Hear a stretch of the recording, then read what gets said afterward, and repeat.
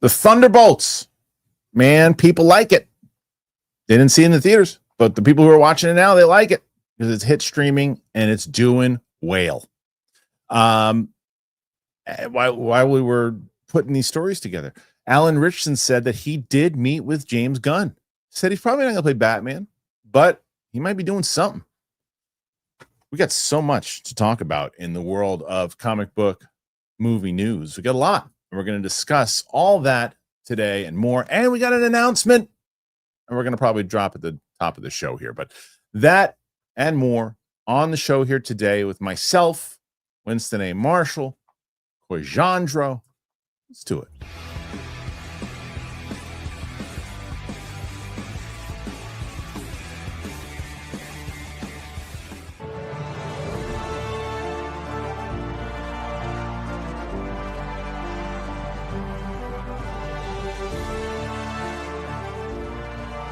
Welcome back, ladies and gentlemen, to the show.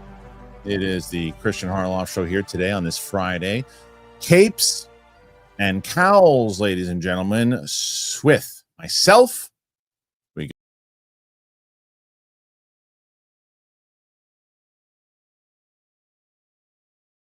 Welcome back, ladies and gentlemen, to the show.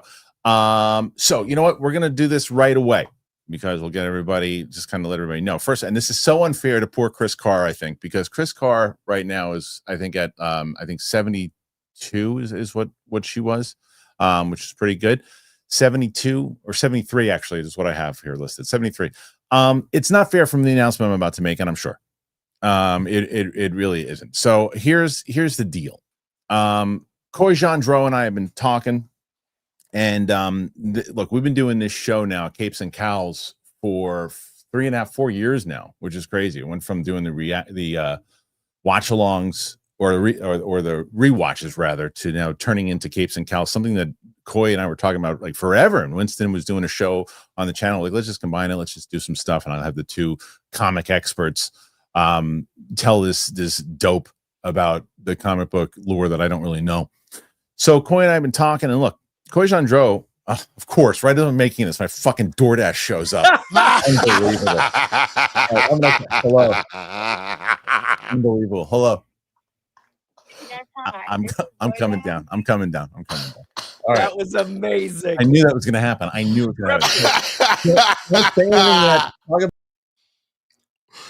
They said talk about our weekend, sure, or our weeks. I don't know. Well, this week I can do a small announcement for this weekend. For those that didn't know, yesterday we did our Blurs. We did Blurs in the Hood, and the show is going to be returning twice monthly. Jay and I were able to work out some scheduling stuff, so definitely come and follow us on that. And then this Sunday we're finally back on track for Blazing Saddles. So if you guys want to come and watch that with me, come do that. We got some time. The lady is leaving. She's going out of town. She's going to Costa Rica for a week. So I have a lot of time to personally rest, but also to catch up on a lot of the stuff on my channel and whatnot. So there you go. Early play. All right. Sorry. Oh, look at that time, and nicely done. Crazy. Crazy. All right. Let me get back to what I was saying. So we've been doing this show for like 3.5-4 years. So Coy and I spoke the other day. Look, Coy's been you really cannot turn on your internet these days if you're following these algorithms and not seeing Coy Jandreau, whether it's on this channel, Real Rejects, Hollywood Reporter, guys everywhere. One of the places that he's on very often, every week, I think now, maybe you can correct me if I'm wrong, but is DC. Does a lot of stuff with DC. We talk about it all the time. We joke about it a lot too, where sometimes we'll discuss things, rumors and things of that nature, and we put Coy off screen because there's certain things when you're doing these shows, it's hard to talk about rumors. It's hard to do that stuff because not that you necessarily know anything, but you put yourself in an interesting position. So unfortunately, Coy Jandreau's not going to be able to be on Capes and Cowls anymore.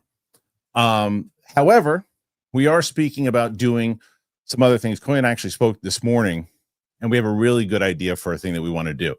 We just got to figure it out, and Winston knows it what it is too, and it's kind of perfect for Coy and I. It's actually great. Yeah, and so once we just got to get it, we just got to figure some things out.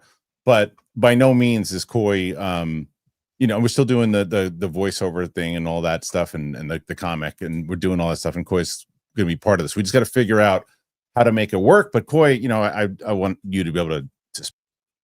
Yeah, I'm in a spot where, you know, I'm gonna be a part of the next wave of things, and I'll know things that aren't fair to just kind of omit or, I never had to put myself in a position in this first batch of lead up of DC to ever know anything and deceive anyone yet. Like, I honestly, when a rumor would come up, I wouldn't know. But as things are ramping up, I still don't know if not, I'll know anything, but I will periodically have moments of knowing things a little ahead. So I didn't want to put anyone in position, whether it's here or DC or myself, of having to be kind of cornered. And I also didn't want Kristian to be in a spot where he reports on this stuff and, you know, my face is on a thumbnail and it looks like he might know a thing because of me, or, you know, I might, and I'm keeping it from anyone. So I just thought, we just thought for a little bit, it'd be good to not have anyone in that position. So finding things for me to do that aren't in that position, long game. But I've really loved doing the show, and Winston is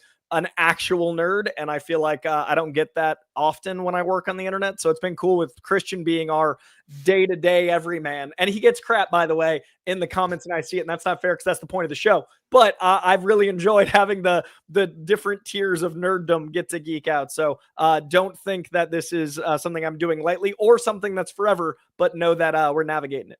Yeah. And that was the thing, is that we had the conversation about it, and Coy and I spoke for quite a while about it. And I was like, and when I kind of come up with the idea of like, oh, what about this? And he was like, oh, wait a minute, if we can do that, that'd be amazing, because we've got a really good idea. We just got to figure it out. And we'll let you guys know. So like I said, it's unfair to Chris Carr because this is the last kind of super chat thing. You got Coy a chance to win his last show on Capes and Cowls for a bit. And it's also not to say, this is the other thing that Coy and I spoke about, because of reviews, like if we're going to do like a spoiler heavy discussion, Coy can come back and join Winston and I for that on yeah, those. This is just to keep things clean. I don't want anyone getting mad at me or Kristian or DC. Like, there's no one to point. It's just to keep it clean. But that means if I leave clean, then I can do more later. Right. And so Capes and Cowls is going to continue on. Winston and I will doing it. And if my goal is to take someone that's already on the channel, put them on the Friday show if Coy and I wind up doing what we are talking about doing. But like I said, we'll figure that out. So again, bittersweet news in general, because like I said, Coy is like a friend, more than anything else too. So we're going to be continuing to do stuff together. Just this show's been kind of going on forever. So and it will continue to go on. Just we'll see what happens with Coy as we move forward. So put your questions in there. Anything you want to ask Coy on the on his last one for now. But yeah, what I was telling you, the reason I had to abruptly stop that announcement to get my food is because this was yesterday. I decided to take the day off, and which I don't ever do. Because I was looking over the last weekend, and I found this water park called Splish Splash, which is here in Long Island, and it's about an hour away or something. And my kids it looked really awesome. So I was like, I saw this blog about this guy who took his family there and was touring the whole thing. And I was like, let me reach out. And they were really great. And they provided passes for myself and my two daughters. And we had like the H2 Go passes where you just right past the line. But it was because it's the last week of school, was kind of not as busy, but still pretty great. And so many different rides and a lot of fun for everybody. And they have like these season passes now, because it's coming out the season passes, what they do all year round, but you're able to do it. You can get these season passes, and it's really worth it in general. And I'm definitely going to be doing that because of the fun that the kids have. But look at this little snippet. I haven't put together the video for social media, but check this out. Hey, I know you. Ready, thank you. Here we go, May. Whoa! Here we go. Whoa! Whoa, baby! Woo! Whoa!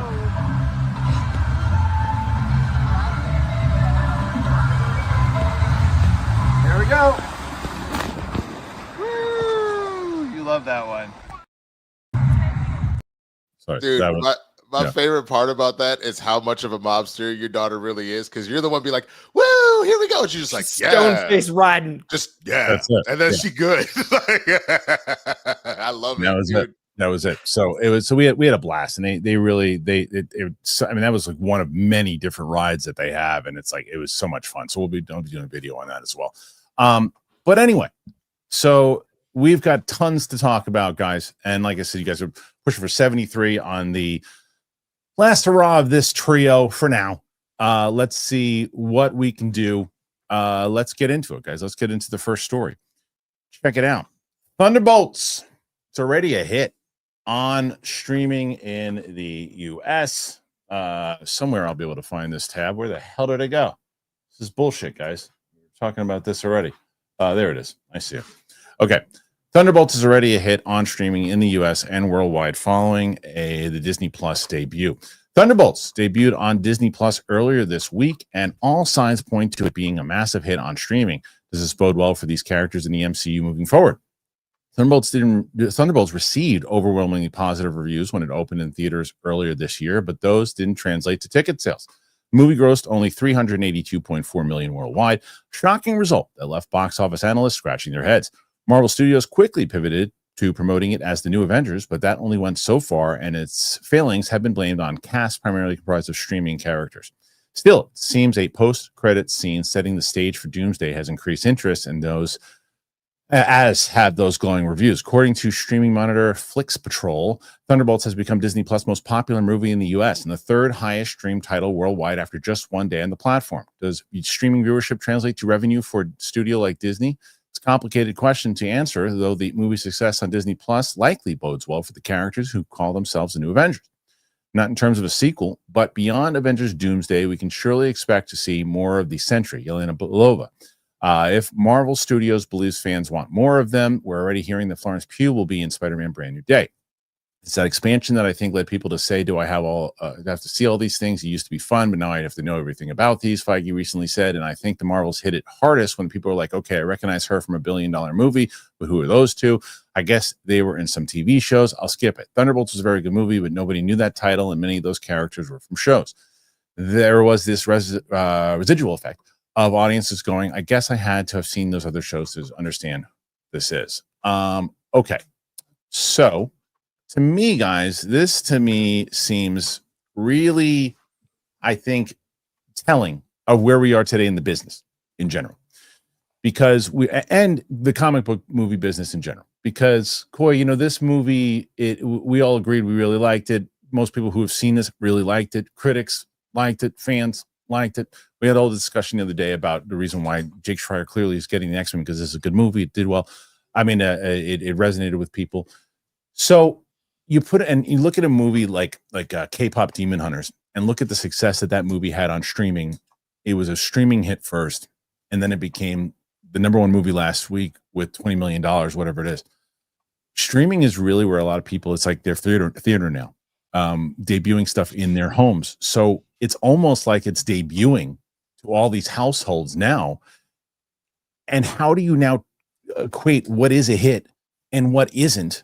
Because if you have initial box office that is underperforming like this is, but yet is the #1 movie for the platform. Now, the other question is, when it says #1 movie, is that in standards of just Disney Plus, and even those ratings aren't that good? Or is this, as compared to other things, this is still a big hit? But nonetheless, if it is the latter, how do you gauge what is successful and what is not? I think the whole beautiful part about streaming is it's a bunch of people that can say what they want. There's no metrics. They can just say, like, it's great, we're doing well. Like, there's no real authentic Nielsen ratings. This is a way that they can not pay actors and creators back end. This is a way that they can just kind of have it come out. Like, and that's really unprecedentedly dangerous. I'm sure it's a hit for the $6 a month Disney Plus is for a family of 5 to all contribute $1 worth. That's going to help a $200 million movie. But at the end of the day, like, I don't think that's going to help move the needle on movies with real budgets. So I think Netflix is in an interesting position where they've, taken so many write-offs with movies all these years that they can get away with it. I don't know if Disney can as a company. I think we need theatrical windows to be longer. I think we need DVD, Blu-ray, VOD windows to be then longer after that. And if this is how people are going to see debuts, I don't think there's a financial balance for movies to be able to cost what they would cost, because $6 a month for a service, or, I think Apple's going up to 13. I know a lot of people that might leave if it goes over 10. And then to me, the amount of content you get on Apple for $13 is worth more than what you get on Disney for $6. Sure. So I don't know if that's something, and I don't know if you can scale it. Like, I don't know if you'll ever equate to even $50 million worth of revenue to offset the loss at the theater. And that's a really tricky thing if this is going to be how people perceive it as its release. Yeah, it's tricky because there's a lot of it's not pushback, because I agree with you. It's just like, we all know, we've had the conversation about like Superman being, and how it went to digital like fast, right? And I think where your point you've made many times and valid is that it's the precedent that it sets, that you're going past that 45-day window and you're going to 30. But Winston, the thing is with that particular movie, it didn't hurt the box office.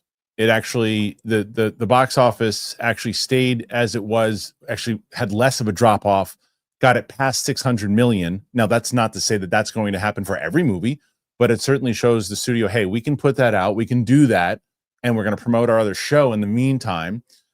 We can gauge that Peacemaker was a hit because of it.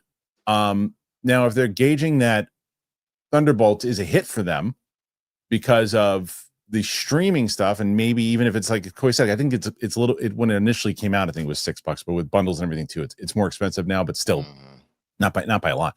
But either way, you can gauge it by saying, okay, people are watching us now, we're getting the word out there, and because more people are seeing this movie now, then maybe that's going to get more asses in the seats for Doomsday. What do you think? I mean, it'll certainly help if that people are following up on it, if it's doing these kind of numbers. But I think the main issue is kind of what Coy was saying before. They have opened Pandora's box, and I don't know how you close it back. Even if you make the windows longer at this point, you got to understand there's certain things that you have almost kind of left like a scar on the social imprint of how we digest movies and media at this point. So the only thing you can really do to try and mitigate is you just have to peel back budgets. You have to save those 300 and 500 that you're doing for a Doomsday, for an Avatar, something that will absolutely be a gangbuster, and then everything else has to come down to 150 or less. And because you literally have told people don't go to the movie theaters anymore. That is the lesson that is learned from this. You will get exceptions to the rule. Of course, you're going to get people to go out to the K-pop Demon Hunter sing-along because it's a sing-along. It's a family movie. Like the family movies we've seen are kind of bulletproof if it's done well enough. But everything else is just not going to do that money. It really won't. Well, it's not, and I think that the other point to go along with that is that Demon Hunter is such a phenomenon because you're not, the difference is that, and I guess you can use the Narnia example that we have been, but if you use Thunderbolts, it's not like if you would have put Thunderbolts, using the K-pop analogy, if you would put Thunderbolts on TV first, Coy, right? It's not like, and let's say it was as popular as it is right now. It's not like, okay, well, now we're going to put it in the theater and it's going to do that well. I think to Winston's point that the movie K-pop Demon Hunters became so popular that it also became a thing where you could sing along to it. It was an event, and the event was also the $20 million that came in. I don't know, you're ever going to be able to equate this or find out the real data on it, but I would guess that 75% of that, if not more, are people who already saw the movie. Right.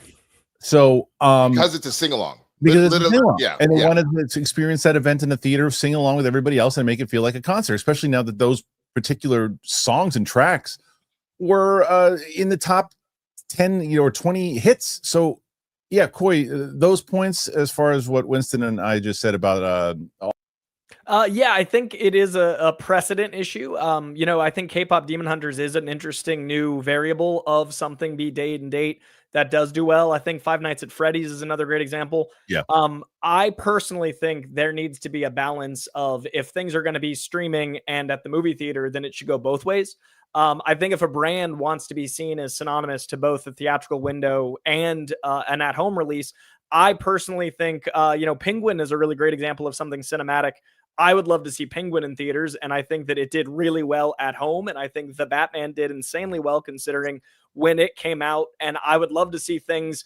If you're going to experiment with shorter windows, I think we should experiment the other way too, of Netflix's Stranger Things. If you release those feature-length episodes in theaters, I would be there and I would pay to see an hour and a half of Stranger Things, and that would help the box office that I care about, and it would help your brand. My thing is just like, I don't care about one studio more than another. I care about the movie theater existing. Sure. So like, if agree. Netflix can help my theater stay open by releasing Stranger Things, then they can, release all the movies that their red notices all day. But there needs to be a balance to, like what James did with Superman. Like I have publicly said, I wish that it hadn't been the case. I understood because of Peacemaker, but it's like, we're potty training animals here, and people are dumb. And if they're going to be like up 30 days, like, we need to remember like the ignorance of the public. I mean, I don't, yes and no. I think that the other thing is that there's no rule, even though precedent agreed, but there's no rule that says they have to adhere by doing No. Yeah. I'm saying to get people to think that a movie is a theatrical thing again. Sure. So, what it does, which I agree with, is the precedent that it sets is that because people have seen, let's say, Superman 30 days later, they're like, oh, well, that movie will be out 30 days later. And if it's so 45, they go, oh, it's not coming out 30. All right, I'll wait 2 more weeks. And I mean, like Winston said, it's hard to put it back in the bottle. And I am glad that Superman had legs to stay in the theater. To your point, I don't think we've ever had any sort of data to compare because this is so unprecedented. Like, we were all shocked when that happened, and I'm really happy that James got his win with both things, but Marvel clearly didn't, and I want Marvel to get their wins. I want Marvel to. I don't know though. But wait, you're saying that they didn't get the win because they took it out of theaters too early? Thunderbolts, I think they didn't get the win because the brand is to the point where people think it's a home video experience. Well, okay. Well, that's a different conversation. Which I don't disagree with. But I think that when it comes to whether or not, because that movie wasn't about to pick up steam. No, and that's what I mean. Like that, they didn't win by pulling it and dumping it. They just didn't win, and that sucks. They tried desperately by, even in that initial opening weekend, by revealing the new Avengers title so fast. No, there were a lot of mistakes as far as marketing. That's why I don't blame Jake Schreier at all for that. And I love Thunderbolts, and I love when Marvel takes risks like Thunderbolts. I'm advocating for Marvel's Thunderbolts attempt, and I'm saying that since that was not a success, I'm worried in 3 months we're gonna be talking about Fantastic Four's success on streaming and people discovering it.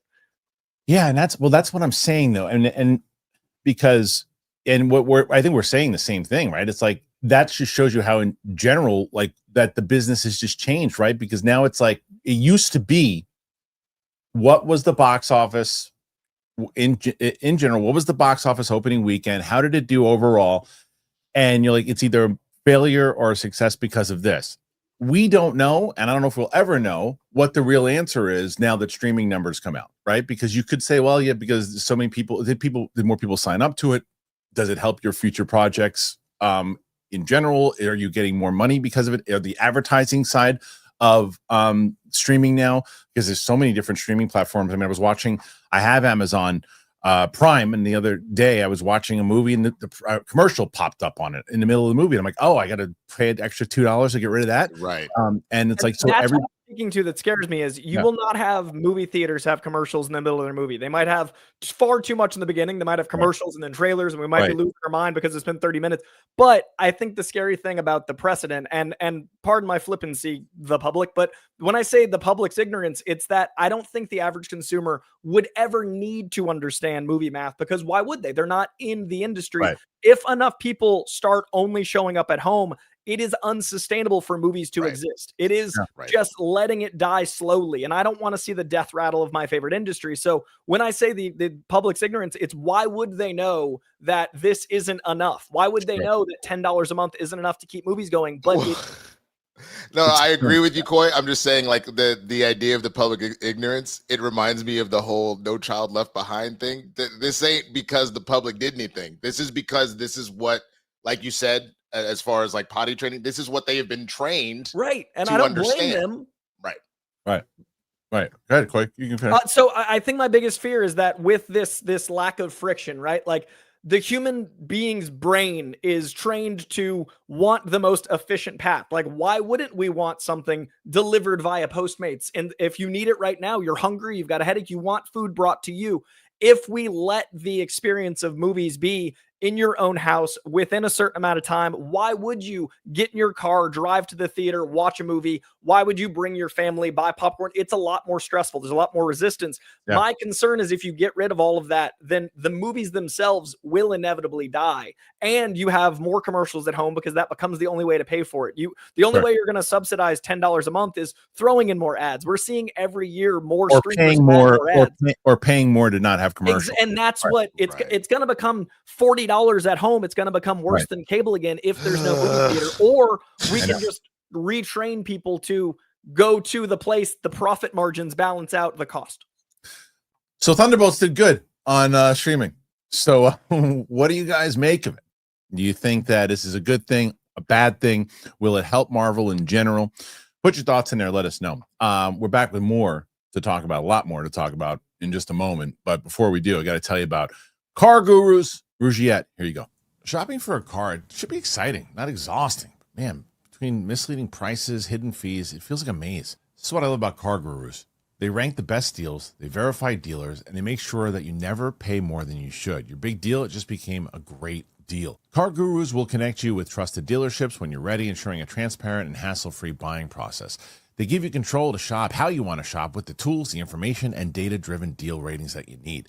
It's no wonder that SimilarWeb estimated traffic data shows Car Gurus is the #1 most visited car shopping site. Buy or sell your next car today with Car Gurus at cargurus.com. Go to cargurus.com to make sure your big deal is the best deal.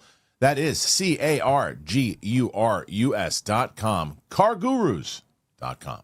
I know that you've heard of Viagra. I know you've heard of Cialis. You probably even tried them. But if you're looking for something beyond the usual pill, Rougiette Ready.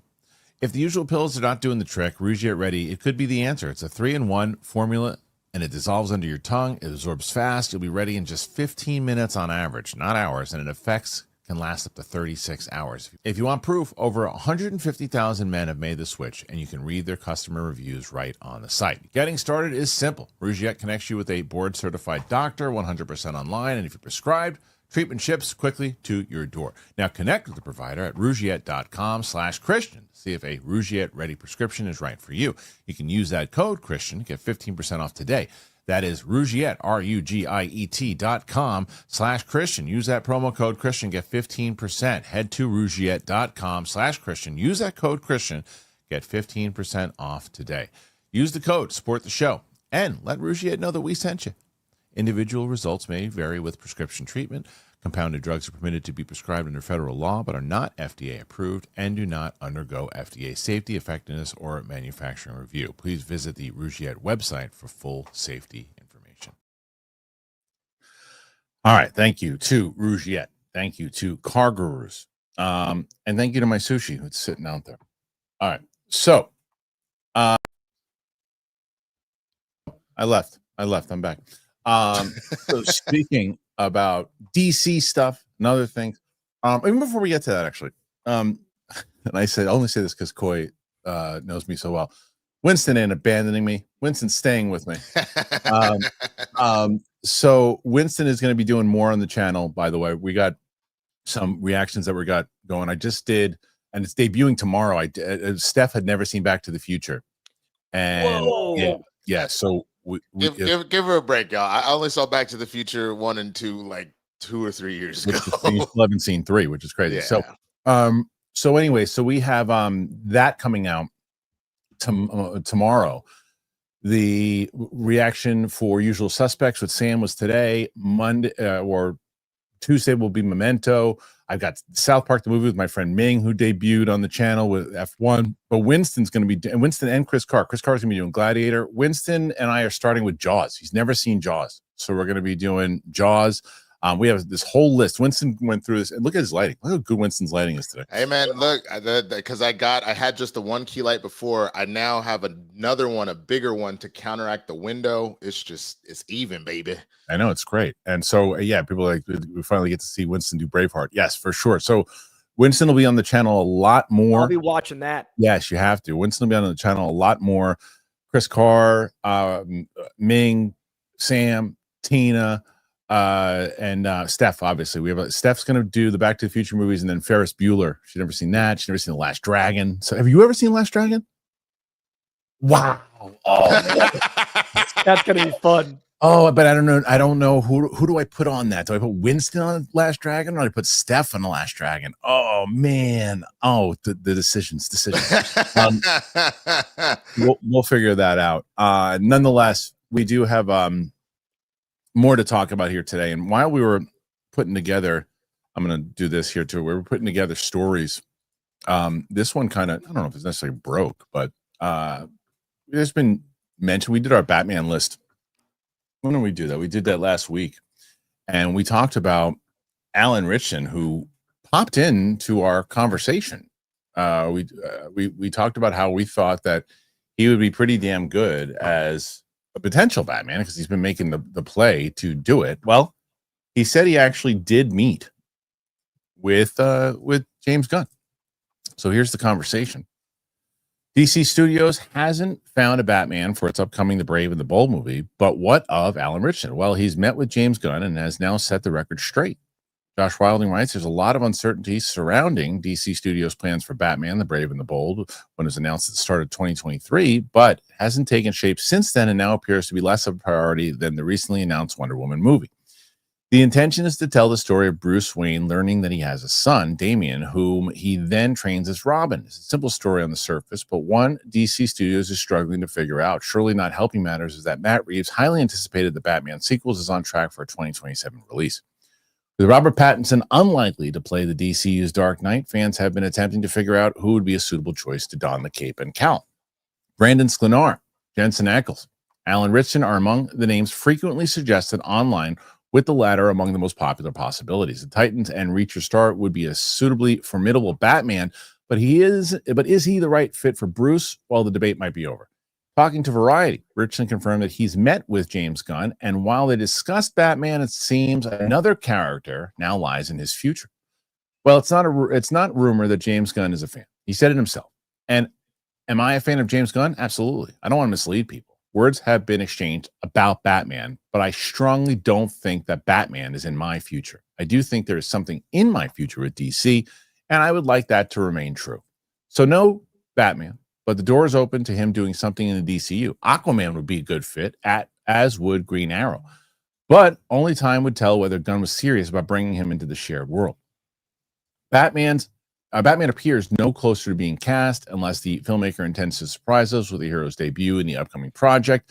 DC Studios co-CEO Peter Safran has previously discussed the importance of the DCU having its own Batman. And a few comments there, yada, yada, yada. So, all right, Alan Ritchson, in general, now saying that he has met with James Gunn. Now, Coy, this is Alan Ritchson saying, it's not a rumor.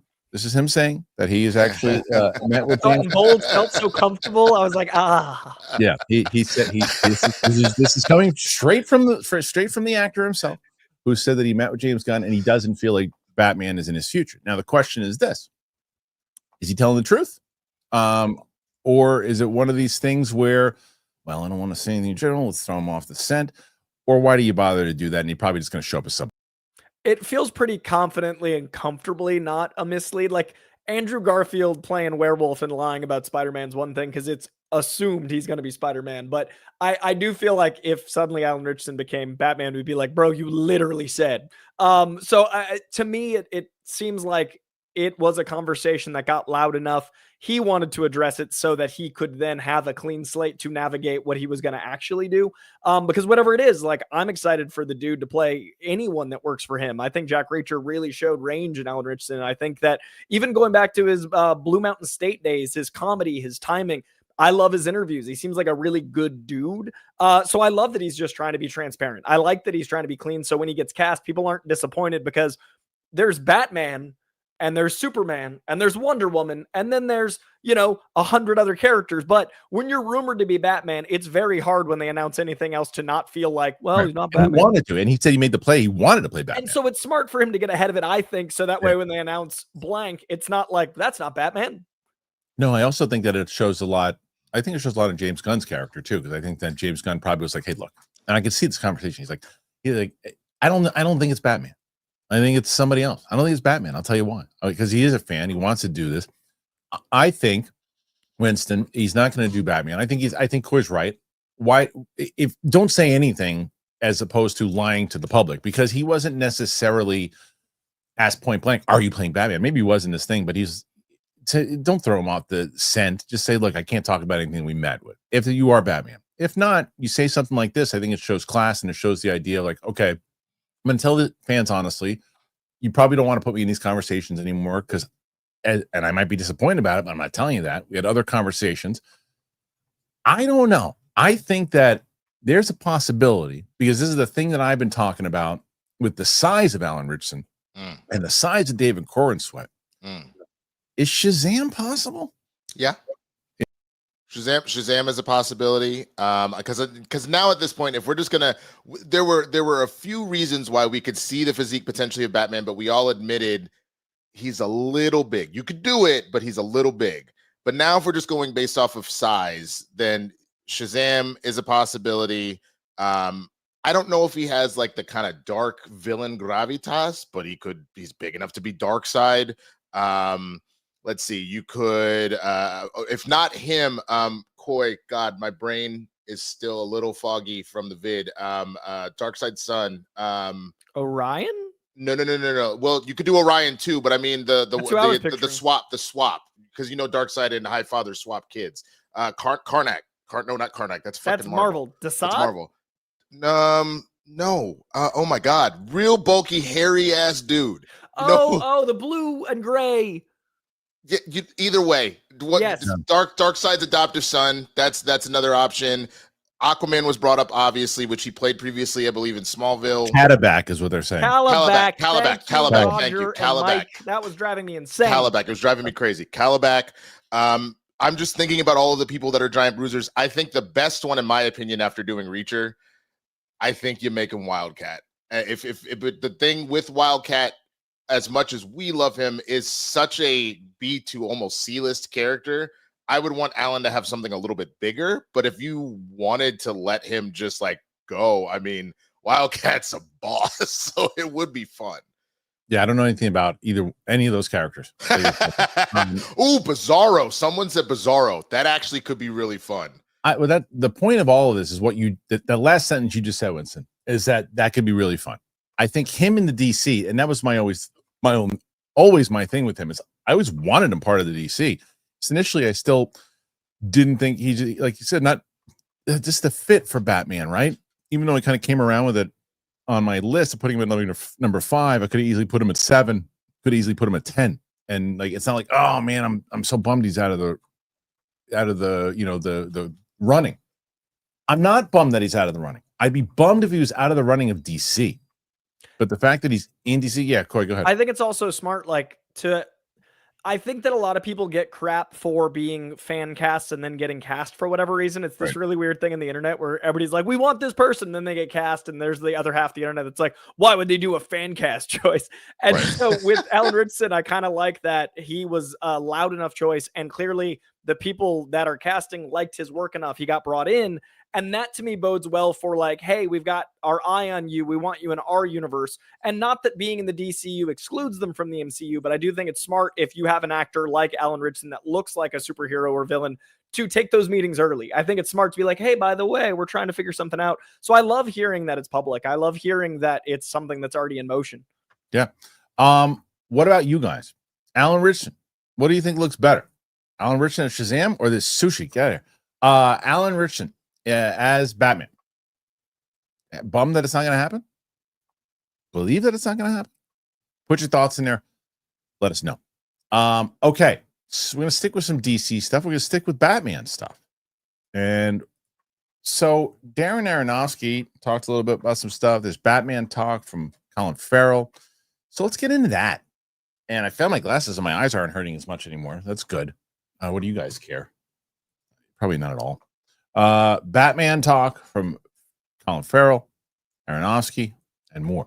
There's been a lot of talk about Batman in the past day or so, some about his past and some of the character's future on the screen. First up, James Gunn has doubled down on talk about the final few episodes of Peacemaker, saying that this week we have some really, really big stars from the DC universe that are going to be near the end of the season, while speaking with outlet Palusha and El Sushi. There's no world where I said that right.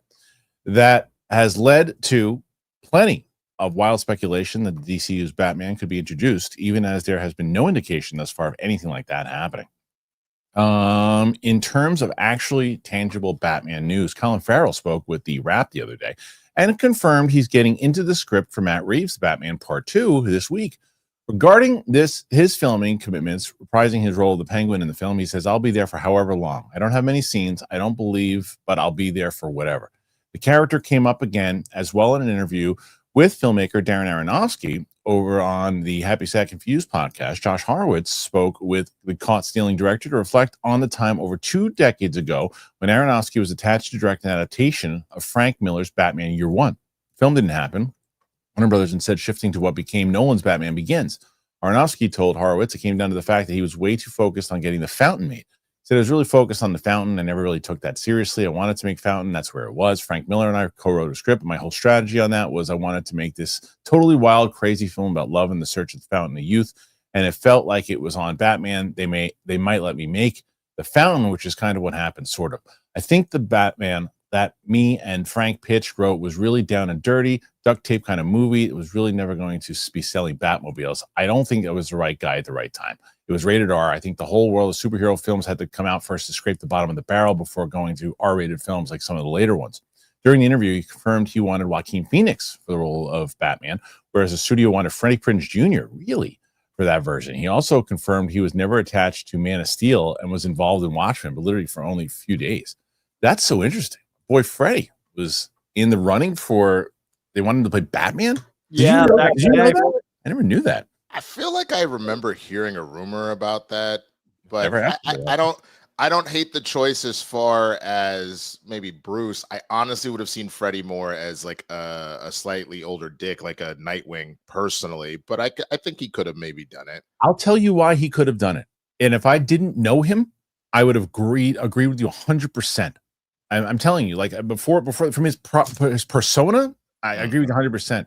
When you really talk to who Freddie Prinze Jr. is as a person and his philosophies on life and the way he approaches things and where he can tap into, he's controlled certain like emotions and things too, through whether it was jujitsu or other things too. And like he's that guy. He's a really kind of he's a very Zen dude now too, but he's a guy that basically controls and the stuff that had happened with his father that he's very public about and how that kind of shaped his entire life and things that he had to do. Freddie would have been a very inspired choice and different.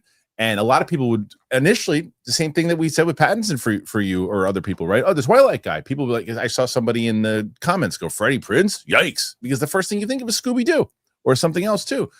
But that's not what we're talking about. Some other thing. Well, because wasn't he, because I don't do horror like that, but wasn't he in the Know What You Did Last Summer movies? Yeah.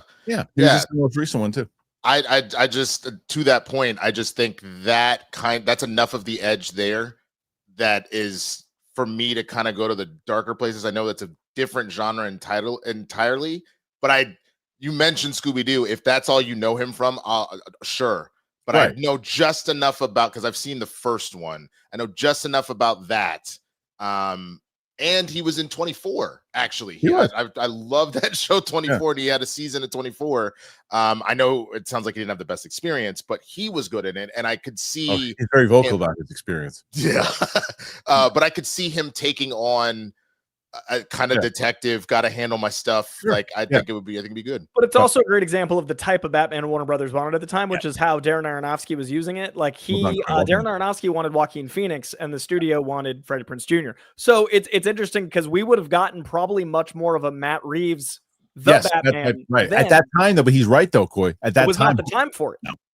And that's what's interesting about, I always talk about the evolution of the X-Men costumes. When we got the first X-Men, black leather was strongly because of the Matrix and Blade did so well. And it took us so long to get to even a taste of comic accurate. And then they'd usually do that in like the last scene, and then they'd cut away, and then weirdly they wouldn't have it in the next movie. But it took us a while to get here culturally to have these costumes be so like the comic books.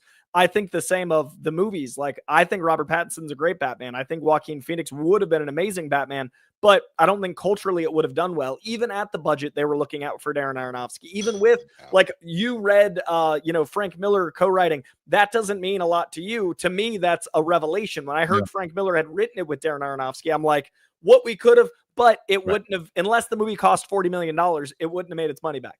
No, it would have been interesting. Well, but at that time, shoot, man, even Batman Begins was really expensive. I always thought it was not that expensive.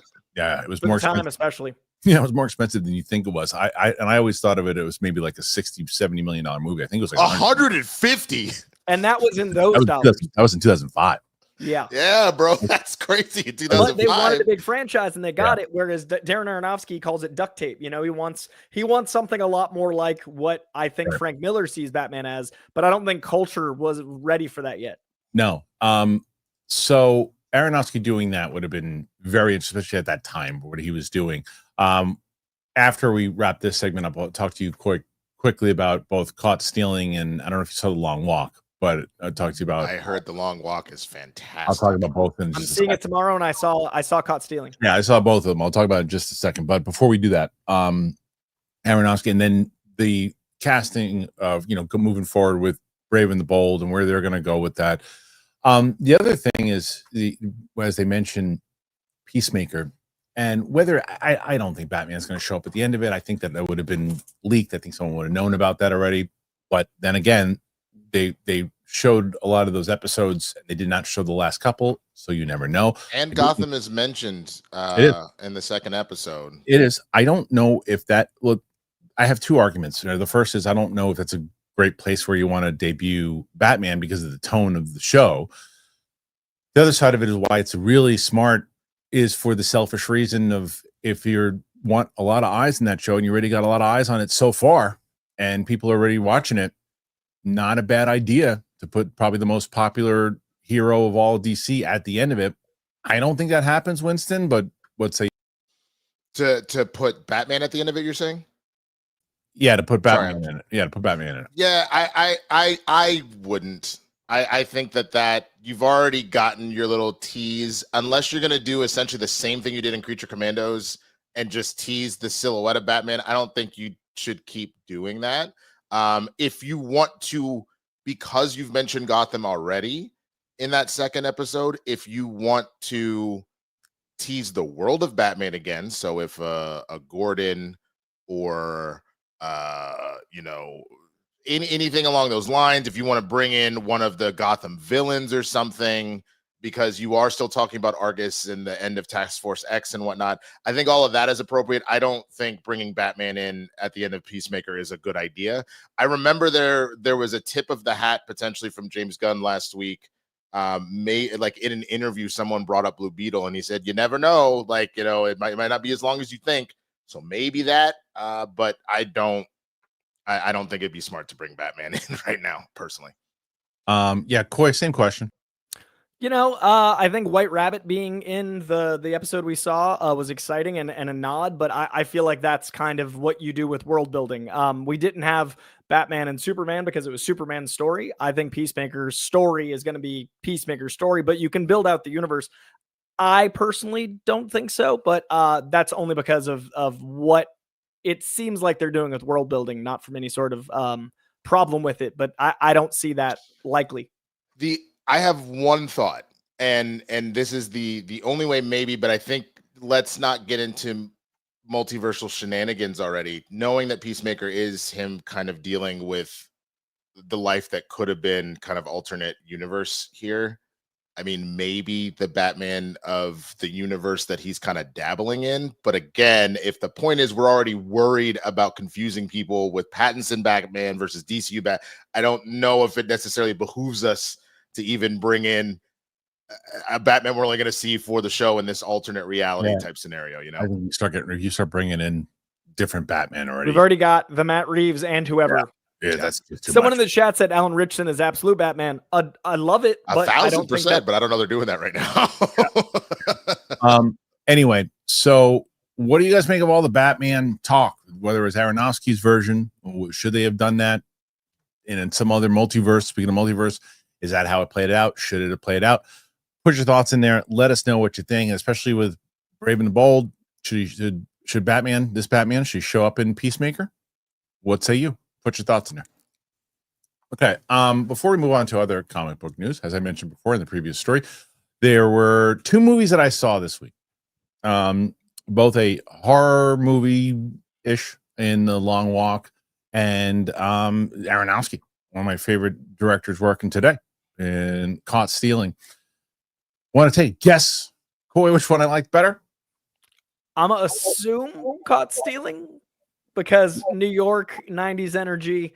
I know you like Austin Butler like I do, but I know you've been feeling horror more lately, but I'm gonna go Caught Stealing.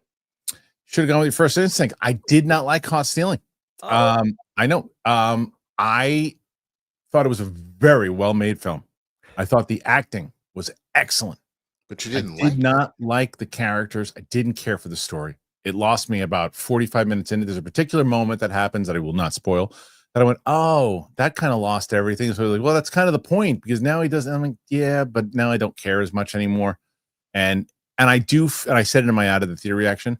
It is one of those movies that I could say, oh, well, that was stupid to hate that on the first one because on the rewatch I loved it. But right now I'm feeling like I was a bit disappointed. I felt it was too long, but you liked it.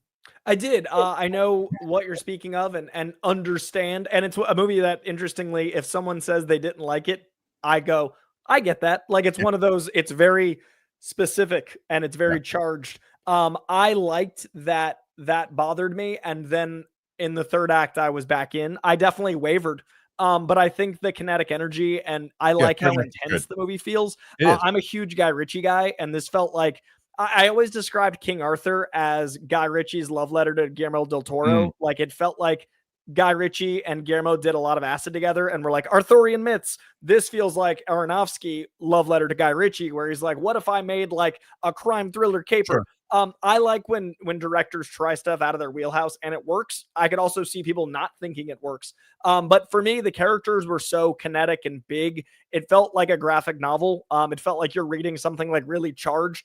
I think I also loved it more than I might have 10 years ago because this feels like the movies they were making 15 years ago. Sure. I don't feel like we get a lot of, polished crime thriller ensembles. And I feel like that's a genre that isn't even spoken of as missing. I feel like every few years people are like, where are all the rom-coms? Where are all the comedies?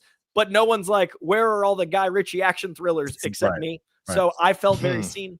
Yeah, and I see those points. I don't think it was as funny as like those movies that you're talking about, Guy Ritchie stuff. I think there were some moments that were for sure. I think it's as outrageous. I agree with you. I loved the third act. And I think Matt Smith is incredible in it. There's not a performance in it, and there's nothing about the directing in it that I'm going, for me, I just didn't hit the story didn't hit. Yep. But The Long Walk, strangely enough, as you said, some of these horror things have been out. I think it's in my top 10. Wow. That's I saw which minor plug for this web series I'm in called the Comic Shop, which aired today. Hey, congrats, man. Thank you. So check that out. But I got to talk to now too. Huh? What happened? I said Winston will be now leaving the show now too. The camera goes wide. But I got to talk to Straw Hat, to Juju, and he was telling me, he's like, it pretty much goes Sinners and then Long Walk for him. And he loved Weapons and he's loved a lot of the stuff that's come, but he said Long Walk is already number 2. It hit him like that. It's up there. David Johnson is a damn star. He is a star. He was a standout in Romulus. He's a standout in this. This movie is The Hunger Games meets Stand By Me. Yeah. I'm so like the trailer and the CinemaCon footage made me so uncomfortable. I'm seeing it tomorrow.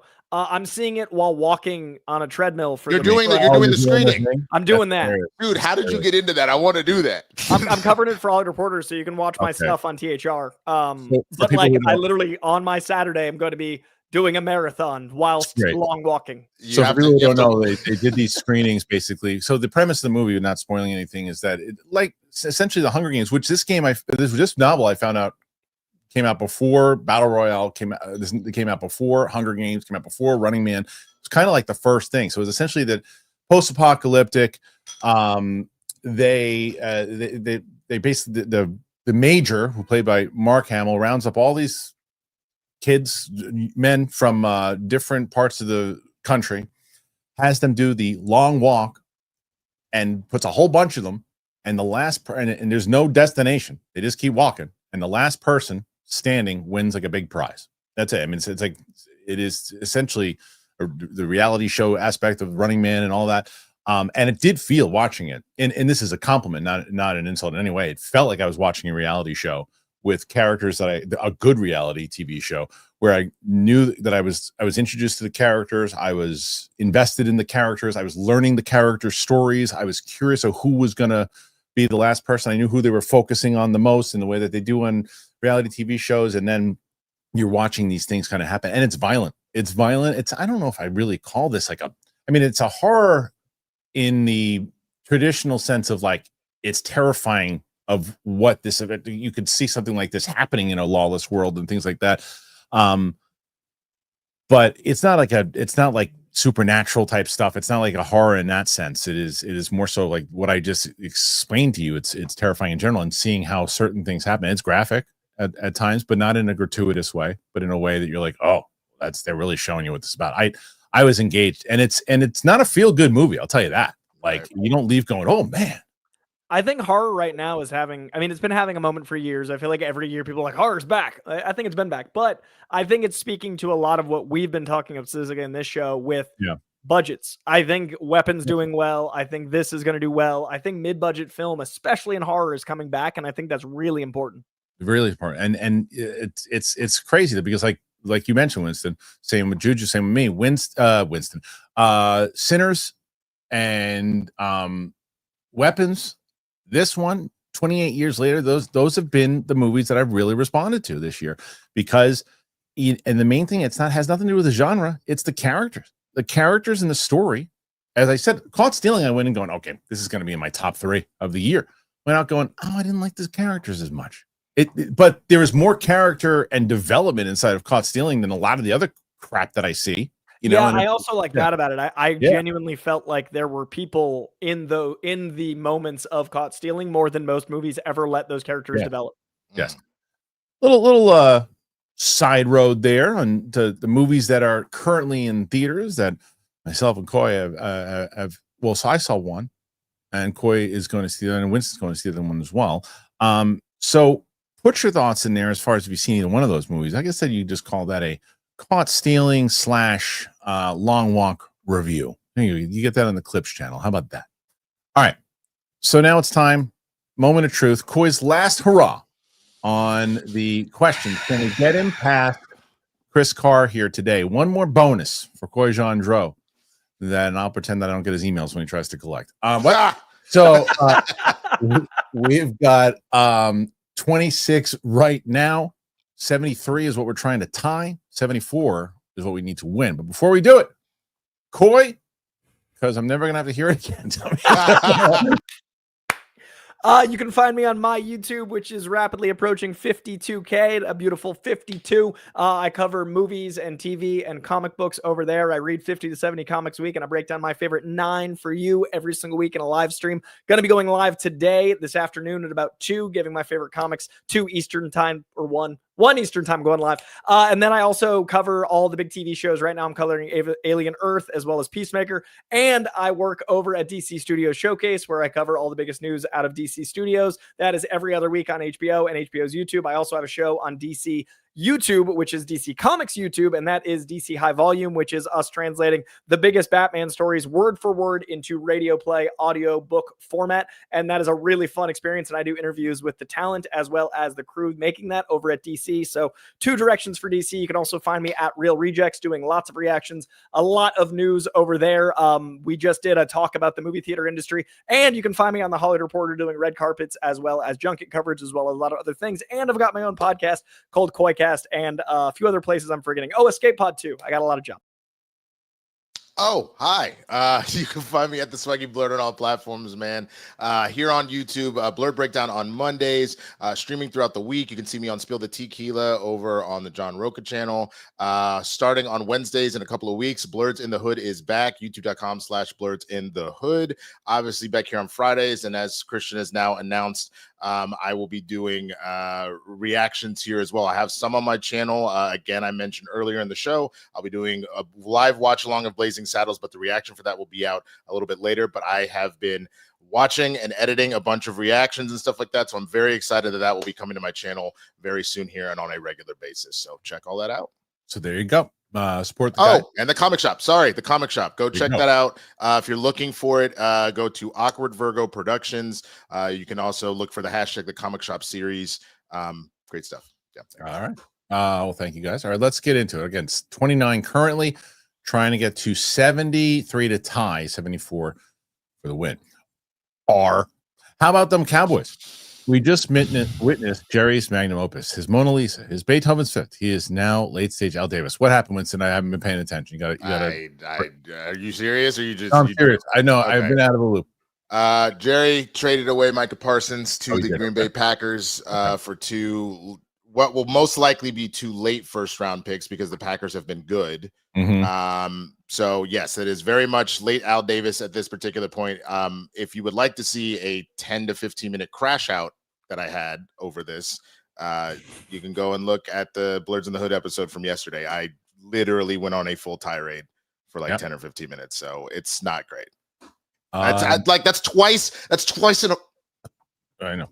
Nate, why not have Coy and Mike in a rotating chair dependent on if there's DC news that week? We all need more Coy in our lives, no less. Much love to you. Well, look, we had that conversation, Coy and I. The problem is there could be a big story that pops up that day, and then Coy's got to jump off or worry about, you know what? The honest truth is I don't want to get him in trouble. I don't want him to be. This is a good gig, and he loves the people he's working with, and he's my pal. So I'm gonna say, look, man, let's just try to figure out a way to make this work in general. I'm telling you, the thing that we have, if we can get it going, you will enjoy.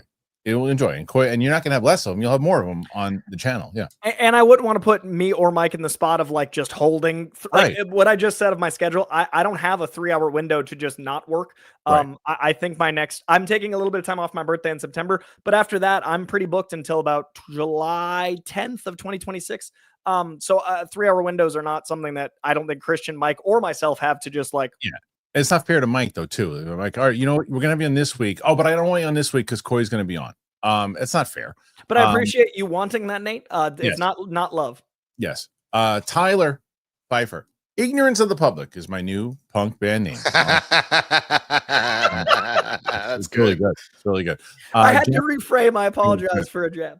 I like it. John Darius. Hey guys, what do you believe will be the tone of Gunn's Batman film? Well, it's not Gunn's Batman film. I guess it is because it's Gunn's DC, but right now it's Muschietti's Batman film. They have to be different than Reeves, but still a dark tone overall. What difference do you want to see, and when do you think we're going to be getting the casting for the role? Now, look, I don't know the tone of Brave and the Bold. I don't. These guys do. And I guess, Coy, from that, what's the tone of the comic? Is it darker?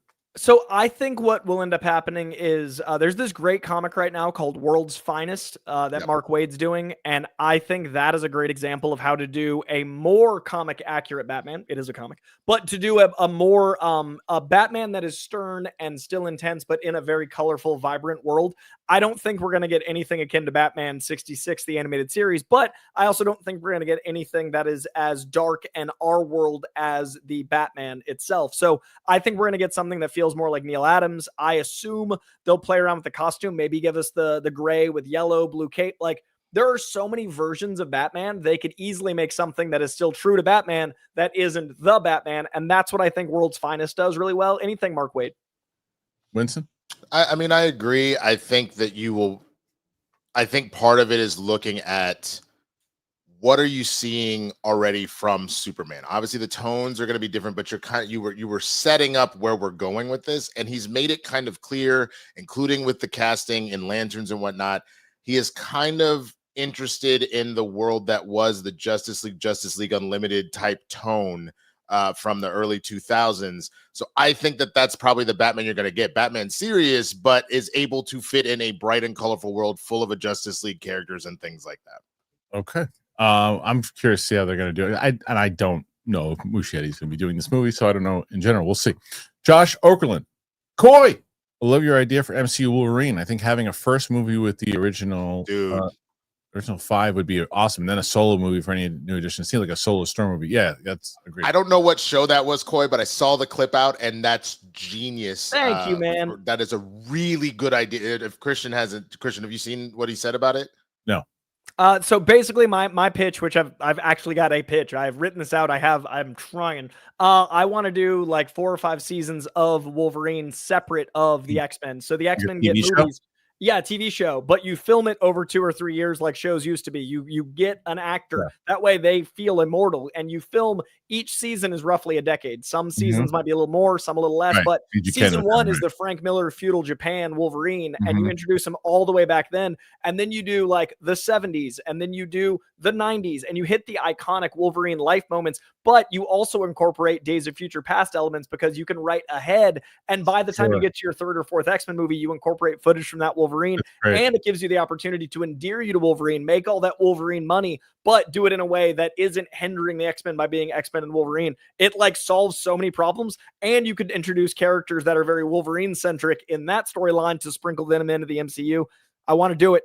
All right. Well, here's the question I have with that though. When I hear that, so this is you being to pitch this particular movie in general, with all the MCU characters, and you work for DC, and I'll let you talk about it on Marvel and not on my show.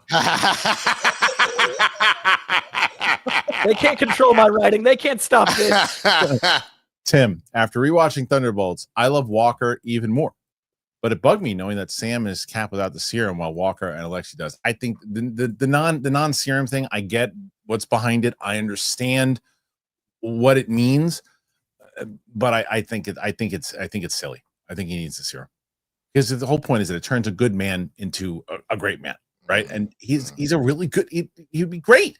He'd be great. Everybody else they try to do is look at Walker's an asshole. Sam's great. Let him be great. I think it's interesting how much they redeemed Walker, but I do feel like Sam. That it hurts me that movie feels so neutral. Like I feel like Sam is a much stronger character than that neutrality. 1,000%. Yeah. Tyler Pfeiffer, Sam's reaction to the Hobbit films will be hilarious. Bad films first, it's fine. I know I've only seen them, I think, once. I've never seen those Hobbit films, man, because I same thing. I'd only seen Lord of the Rings during the pandemic. Okay. I've seen them once. Well, Sam loved Lord of the Rings, and like, I wanted to change up. So she's never seen 7. Coy, I'm gonna get your face on this one. I found it well, I knew it beforehand, but I got a confirmation when we started watching Memento today. She really didn't recognize Carrie-Anne Moss. And I said, "You've never seen The Matrix, have you?" She's like, "No." Oh, yeah, never seen The Matrix. Oh, she is so expressive. That is going to be the best reaction of her trying to solve The Matrix. You should have seen her trying to solve Memento. Oh, she was losing her mind. She was losing her mind. A gold mine. Those 2 reactions will be just joy. Oh yeah, so we'll be we'll be watching Matrix eventually too. But now I'm taking her on the Nolan path, and I said it in my video today. For Nolan, it's going to be Memento. What's next after that? We're not doing Insomnia because it's just I like it. It's a really good movie, but it's not a reaction. It's not an internet movie. Like it's not gonna get its audience. It's a slow movie. It's a slow movie. There's nothing you really can react to. It's just not that kind of movie. It's an atmosphere movie. Yeah. I think so. I'm not sure. What would it be? Batman Begins? I don't know if that's the next one after that. What's the next one? Because Prestige is after Batman. Yeah, Begins, then Prestige, I think. Yeah. I think did he sprinkle a movie in between the Batman trilogy? Yeah. No. It was, but no, not in between. Oh, yes, he did. Yes, he did. Prestige was in between. Prestige. 100% it was. Yes. So I wonder what is right before that. I think that it's Insomnia. I'm pretty sure it was. I think it was Memento, Insomnia. Hold on, give me a second. So we'll be skipping. They're probably just going to get right to Batman Begins. So she's going to get Memento, Insomnia. Yeah. Batman Begins, Prestige, Dark Knight, Inception, Rises. Yeah. So keep what all a run. that. We'll be doing all those. We'll be doing Interstellar. We'll be doing Dunkirk. Are you doing Dunkirk? Yeah, Tenet, and then Oppenheimer. Tenet will be interesting. I'm going to put subtitles on for that one because I don't think I still don't know what's going on in Tenet. So Carlton Rudder, London Calling. Hey, Kristian, I won't be able to join the members Q&A later as Watching the Roses. Nice. All the best to Corey Winston. So thank you for reminding me. Right after this at 2:30, because I had to postpone 2:30 EST. I had to postpone the other one the other day because I was going to see Long Walk. The member stream is directly after this at 2:30 here today. So you want to jump in there as members, go and do that. Go Pal. The whole time you've been saying The Last Dragon, I've been hearing Enter the Dragon in my head. Turns out I have zero idea what that first one is. I'm shocked that you haven't. Like most, younger generation, if you haven't seen The Last Dragon, I get it, but you're pretty well versed with this stuff. Coy, have you ever seen The Last Dragon? It was like one of those 80s movies that was just on. Yeah, it was. I mean, Winston, you will love that movie. I'm sure I will. I'm honestly sure I will. Have you ever seen Action Jackson? No, I don't think so. You would have strong feelings. There's no before it. No. All There's some 80s movies that were always on TBS. You're gonna love Winston. I feel like Action Jackson and Last Dragon might have to go to Winston. Clip Champ Razor. Splish Splash and nostalgia, big part of my childhood and teenage years. It's the first time I'd actually ever been there, because it opened up in the mid-late 90s. I used to go to Action Park, which I'm surprised I'm still here living. Yeah, dude, Action Park is a death trap. That's impressive. Oh, dude, and everything that they had in it. You saw the documentary, right? Yeah, everything inside that documentary I experienced. Dude, I remember you talking about that when the documentary came out. Oh yeah. Is it really? So Mike Joyce says that After the Hunt is getting poor reviews out of Venice. Oh, I got to see that. Still saying it's going to do. I'm still saying it's going to be a big one. What's After the Hunt again? That's the Luca movie with Julia Roberts and Andrew Garfield and Ao. I have to. Yeah, I got to. Mike, I'm going to go check that out. See what it is. But I'm still standing tall here.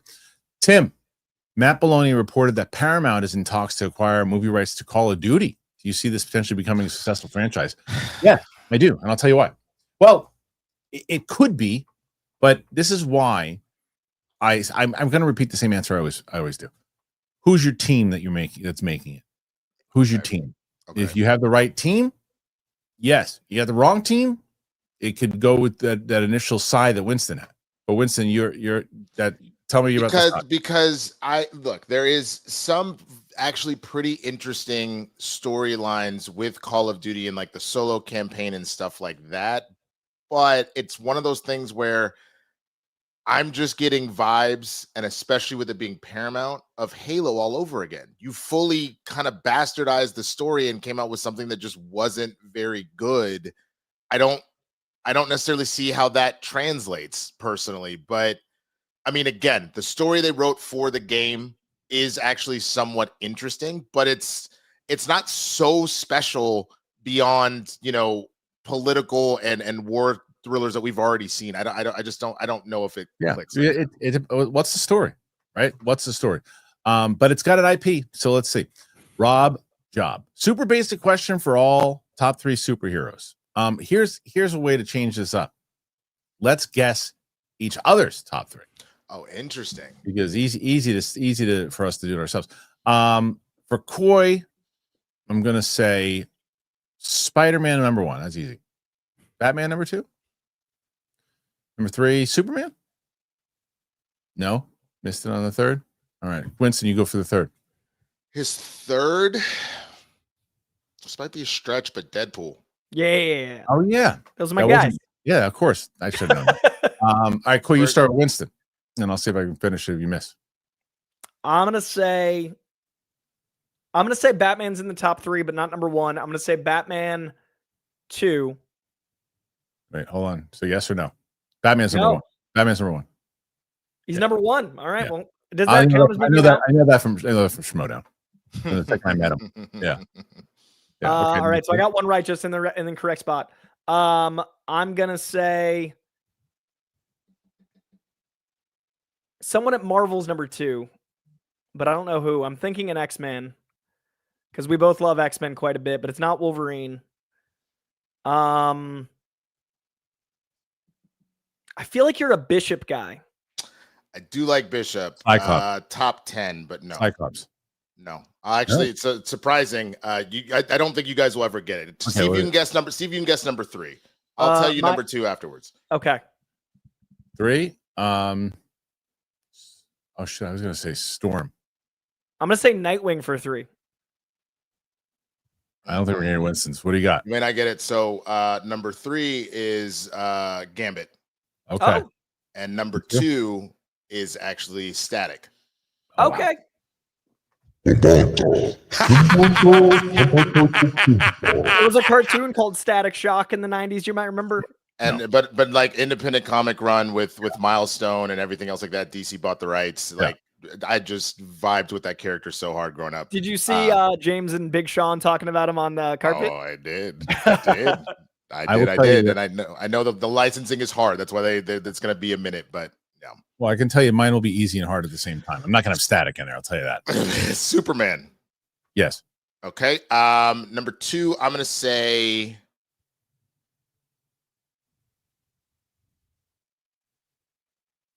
Spider-Man. No. Okay.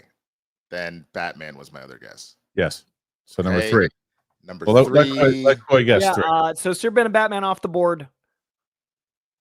I feel like you came up on the X-Men movies, so I feel like Wolverine would have been formative. Look at that. You guys know me. That's it.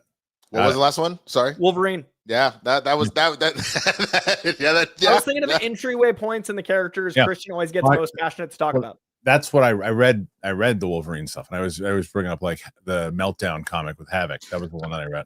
And not because it's not just an incredible movie on its own, but the reference in which you talk about Logan, it felt beyond this is a good movie. It felt like you're very personal. Sure. Yeah. Pichu. I'm still baffled. Ming, some old Chinese. I don't know if my friend Ming is not some old.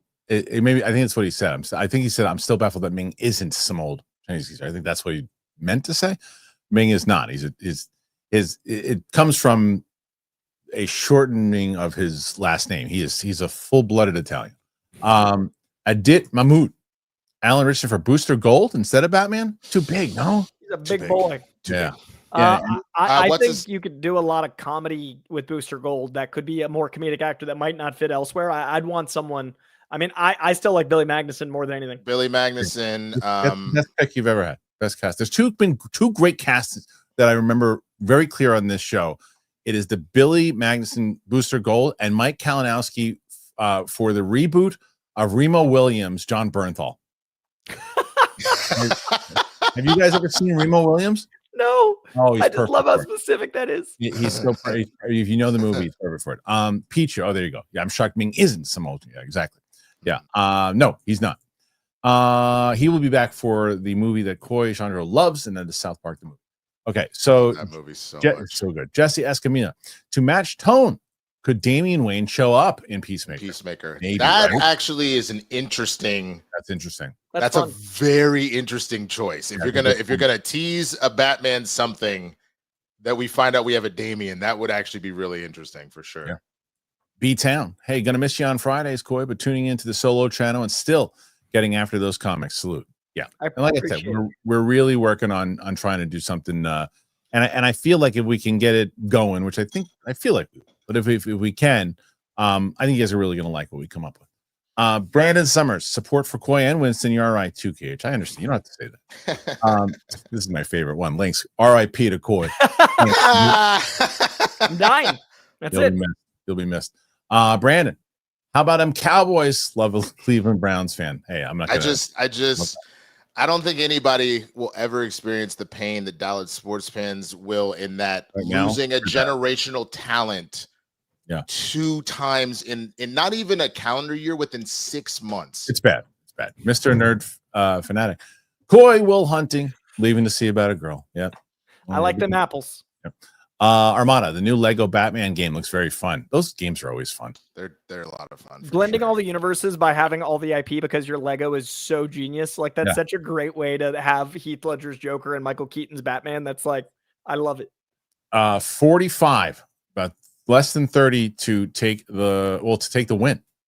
Aiden Cossack, introduce your new post Secret Wars Captain America in a World War II episode of COY'S Wolverine series.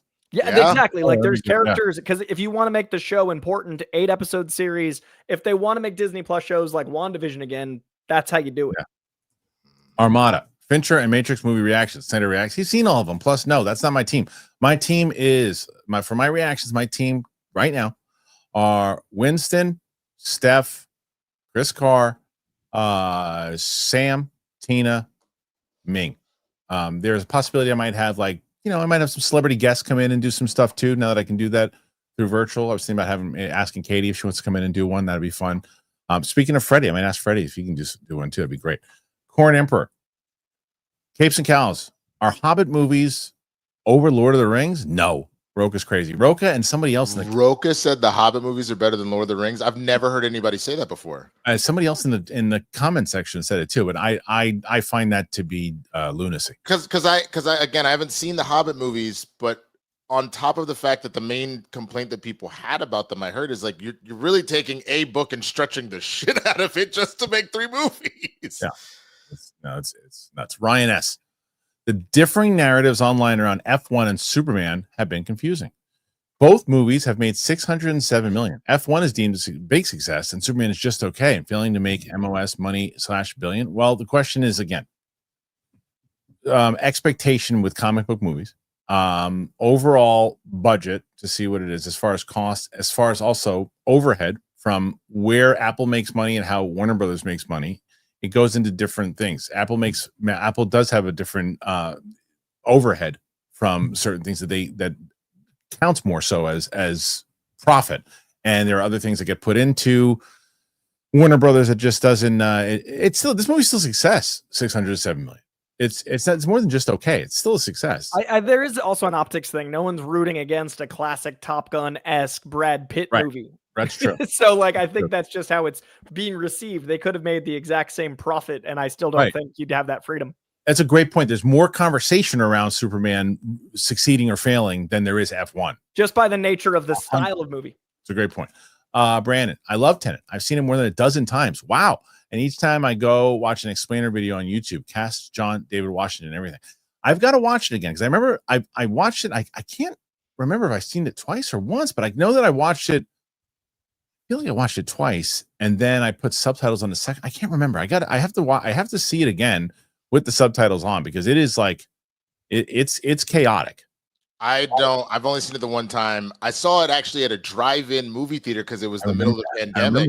I remember. And the only thing that I think made it more confusing is because it was a drive-in and people really don't have manners, that people out walking around talking to each other. Can you shut up? I'm trying to watch the movie. Wow. So it's confusing, man. I rented a theater for my birthday because remember when they were like $30 a person to rent a theater? I did that and saw it, and it was pretty special. I love that movie. Awesome. Alan Smithy, yo, dudes, The Dark Knight has elements of the Prestige. Batman and the Joker are like the rival magicians trying to go up against one another. Sure, the Joker shows him a magic trick, making the pencil disappear. It's true. Batman does some magic himself because remember he makes them think that he is Harvey Dent, but he's really not. And then he appears out of nowhere, and Joker's like, "How did he do that?" Nolan was in his close-up magic era in those 3 movies. Yeah. All right. Next one after that. Let's see. And where are we? So that was Alan Smithy. Oh, come on, man. What's going on here? Okay. Corn Emperor, I hope to watch Static Shock in the theaters. That would be absolutely incredible. Yeah. Okay. So let's see after that one. Thanks again. You guys are at 54 currently. Jake, way to go. Pancakes, waffles, French toast. How do they rank? I don't really, especially now on my stupid diet. I don't. But if I go to, if I'm gonna pick, I'd probably go in that order: pancakes, waffles, French toast. I'm going waffles because that's the best device to get syrup to your body if you want syrup. Yeah, that's true. And then I'm going to go pancakes because you can flavor them so many ways. Yeah. And then for me, French toast often tastes too eggy. Yo, wow. Well, everybody's different here. Pancakes, French toast, waffles. Don't tell my lady she loves waffles more than anything. Eric Kirby. Winston or Coy, have you seen Stands yet? Not Very good doc. Also, Winston and put out a new single. Everybody looking at me, and it's nice. Okay. I've heard the single. It is nice. I have not had time to watch it yet. That's one of the tricky things about the jobs is unless it's like a work watch, I rarely have time to watch new stuff, which is a bummer, but I want to see that for me. Yeah. No. I've heard fantastic things about it. Haven't seen it yet. But that is my plan. Like I said, I've got a week by myself here in the apartment. So that's one of the things I want to watch. Corn Emperor, I hope to watch that. Oh, we did that right. Yep. Call of Duty movie makes little sense to me. People play those games for the gameplay, not the story. I have a clap back. Some have okay stories, but would not be worth adapting. Extraction, Overlord, already COD movies. Yeah, but here's my thing: League of Legends / Arcane. Regardless if you liked it or not, Corey, you have to say it's a massive hit.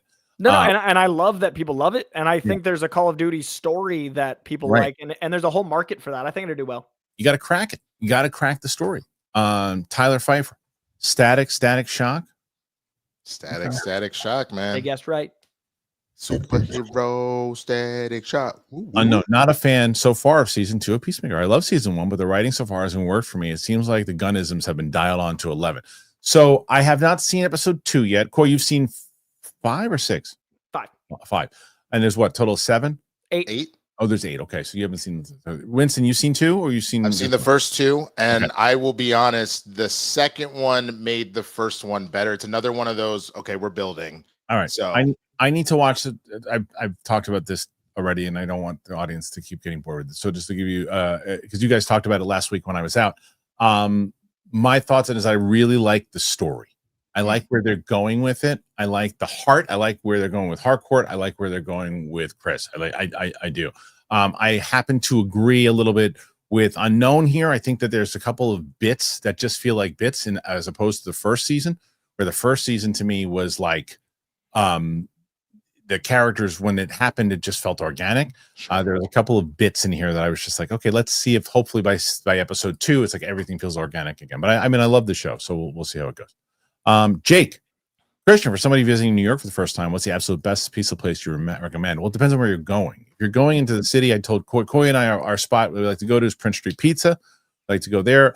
But what I would recommend is for Manhattan, go to One Bite Pizza, the Portnoy channel, and look at Manhattan for some spots and do like a little tour of some of the top spots that he hit, which I'm going to try to do myself. But I've just been eating a little better right now, so I only have like cheats every once in a while. So, dude, same here.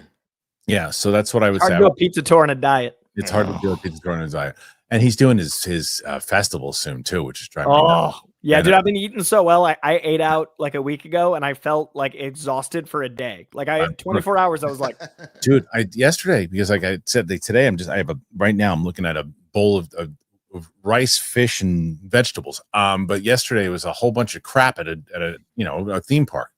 Oh yeah, that feels different. Yeah, and it's like I was exhausted on the way home. I was like, oof. Jackson Dennis, who would you guys want a Gravity Marvel movie? What's that mean? A character that's a part of the Young Avengers, right? It's a newer character, or it's a newer kind of popular character. It's a younger character. It's not my era of Marvel, but I wouldn't be mad. It's not a character I'm attached to. Yeah. Ryan S.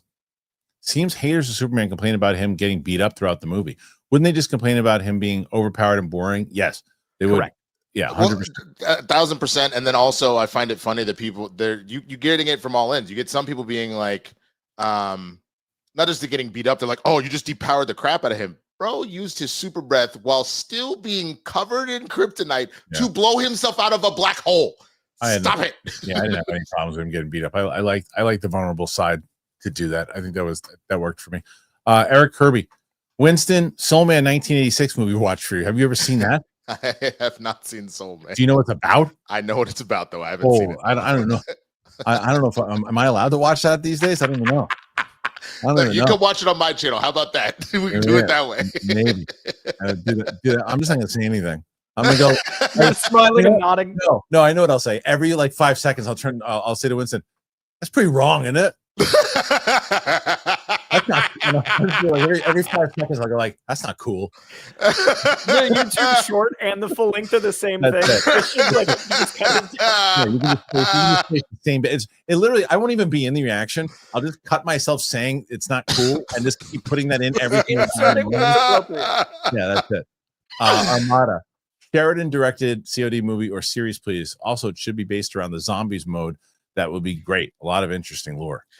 I mean, yes, I see the lore there, but I think that there's already a bunch of really interesting individual. I get you're doing that because of the IP, but there's a good zombie movies. I just don't. I don't know. I don't think this is the good way to go. But again, like Kristian said a million times, what's the story? What are you going to do? The story, Brandon, Winston. We have Myles Garrett and drafted Joe Thomas. So speaking of pain, you know how many Hall of Fame players we passed over to draft scrubs since '99? No. But there is a difference between like Brandon just went like this. Tell me the difference. just there's a difference between having a generational player and watching incompetence in your front office to just ship them off. And to do that in such close succession, it would be like saying, you know what? If Kobe was in his heyday right now, Kobe, get off the Lakers, get out of here, and then Shohei, get off the Dodgers. At the same, like that's crazy to do within a 6 months period to a city as far as sports go. I can't right now. All right, starting actually, we missed a few from the beginning here. That's why, because I signed out earlier before. Sean Levy's Star Wars. This is from Mark Long. Sean Levy's Star Wars sounds like something I'd whisper on my deathbed as my eyes widen in horror upon realizing I'm being sent to hell happy Friday. I think he's happy in this movie. I guess I can't tell if that's glowing. I don't know if it's good or bad. I really don't know. I can't tell, but I think that there's a lot there that is they just announced what Amy Adams. I think they announced in that movie. Matt Smith, Amy Adams, Ryan Gosling. Wow. I'm excited, man. It's the most excited I've been for a Star Wars movie in a while. And the guy who's shooting it is the guy who shot Top Gun, Maverick, and F1. Yeah. So every announcement, I'm like, okay, they really are doubling down on that. They're trying. All right, so that's from Mark Long. Tyler Pfeiffer, in the movies, neither Gandalf or Aragorn capture Gollum. Assuming they catch him in HFG, I guess that's the new one, like the book, that causes a continuity error.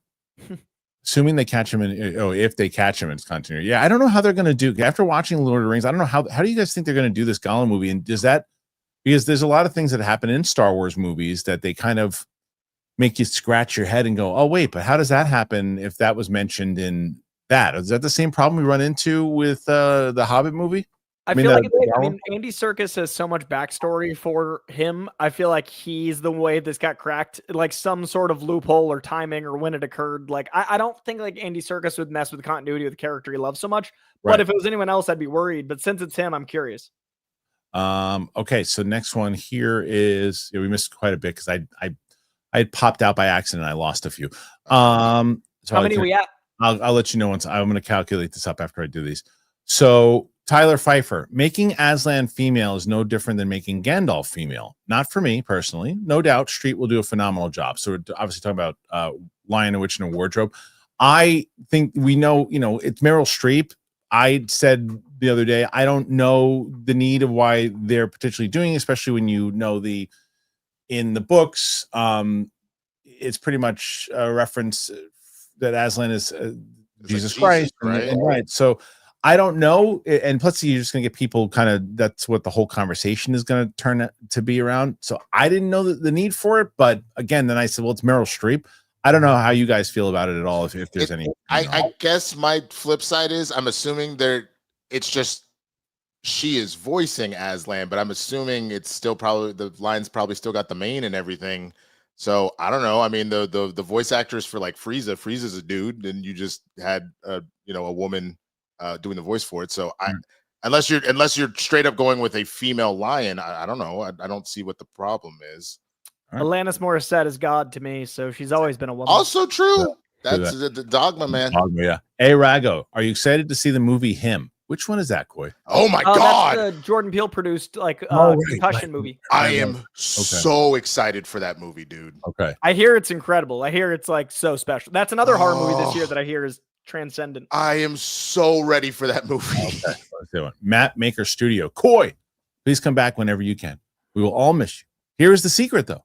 Don't tell Kristian anything, and don't talk. Then you can be on the show. Yeah, unfortunately, it doesn't work that way. But I understand how you're what you're going with. Appreciate that. Yeah, Kyle Curtis. Coy, got to get Kristian and Winston on the Letterbox D train.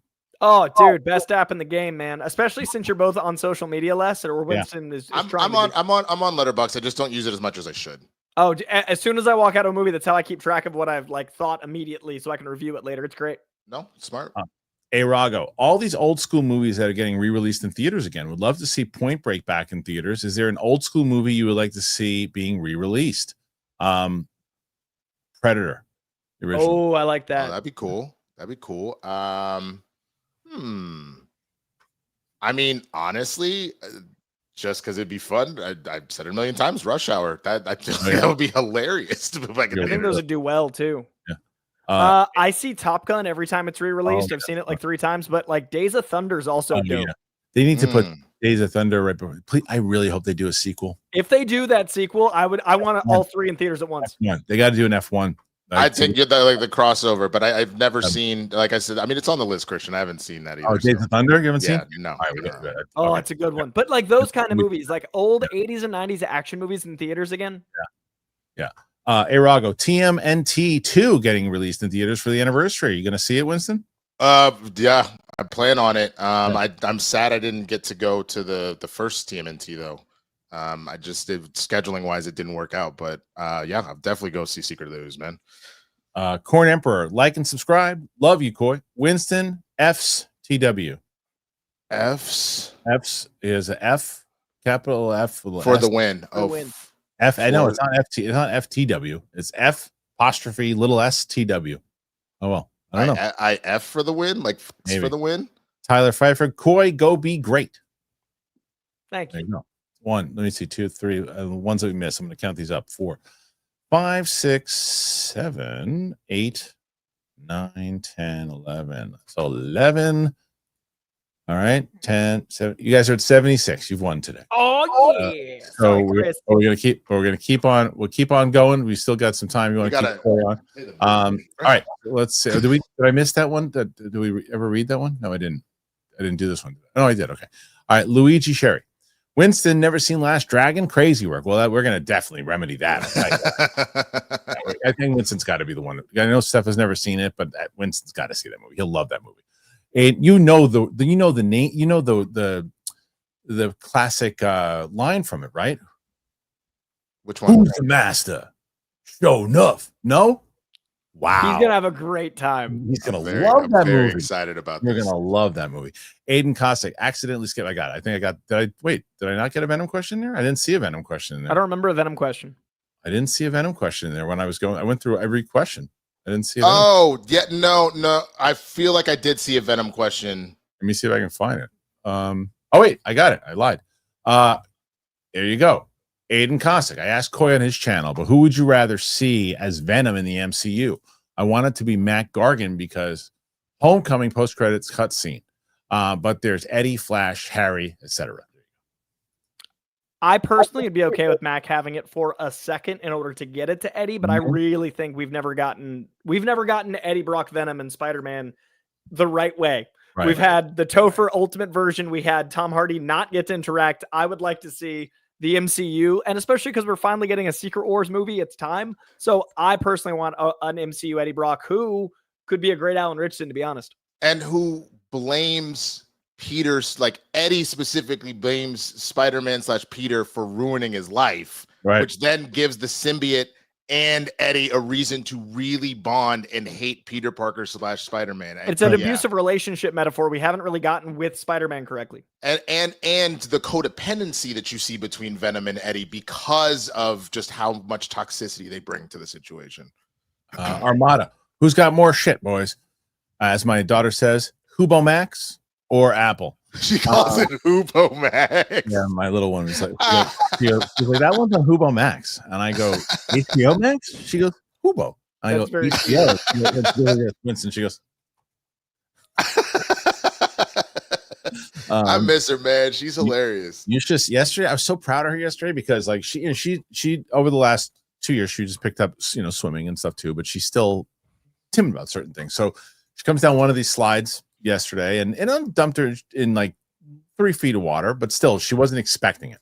So I was right next to her. I come out of this other pipe. It was a solo one.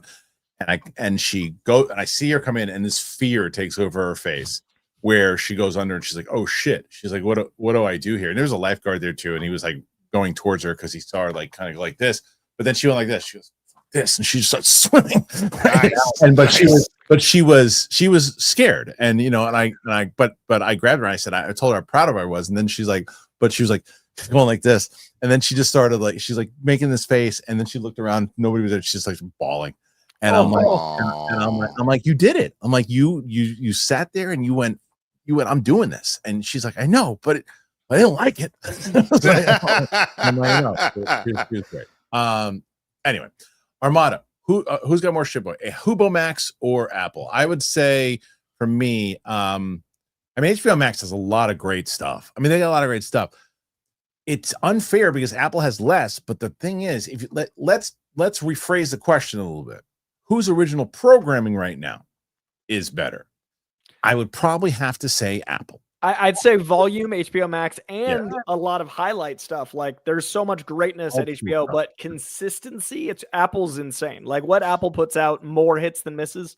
It's part of that has to do too, is that HBO, since Apple got in the game the latest out of all of them and kind of decided to pick their own lane, HBO did a similar model to what Netflix did and all that of let's just throw everything out, everything at the wall, whatever. We need content for our streaming service. This is the wave of the future. And Apple never did that. They said, no, we're going to put out the stuff that we really feel good about. And they've slow rolled it and it worked for them, I think. So good. I mean, it really is really quality stuff. You look forward to everything they put out now because you feel they have that standard. Even their mid stuff, because they do have a lot, is actually really well done. It's very well put together. That's what I'm saying. I still cross my fingers hoping that Disney sells Star Wars to Apple. I'm hoping. That'd be so crazy. It'd be so great. I know there was and it's not like a far-fetched dream. It was talked about. It just, I think the parks got in the way and other things. Armada, who's an upcoming MC rapper to rap battle Charles?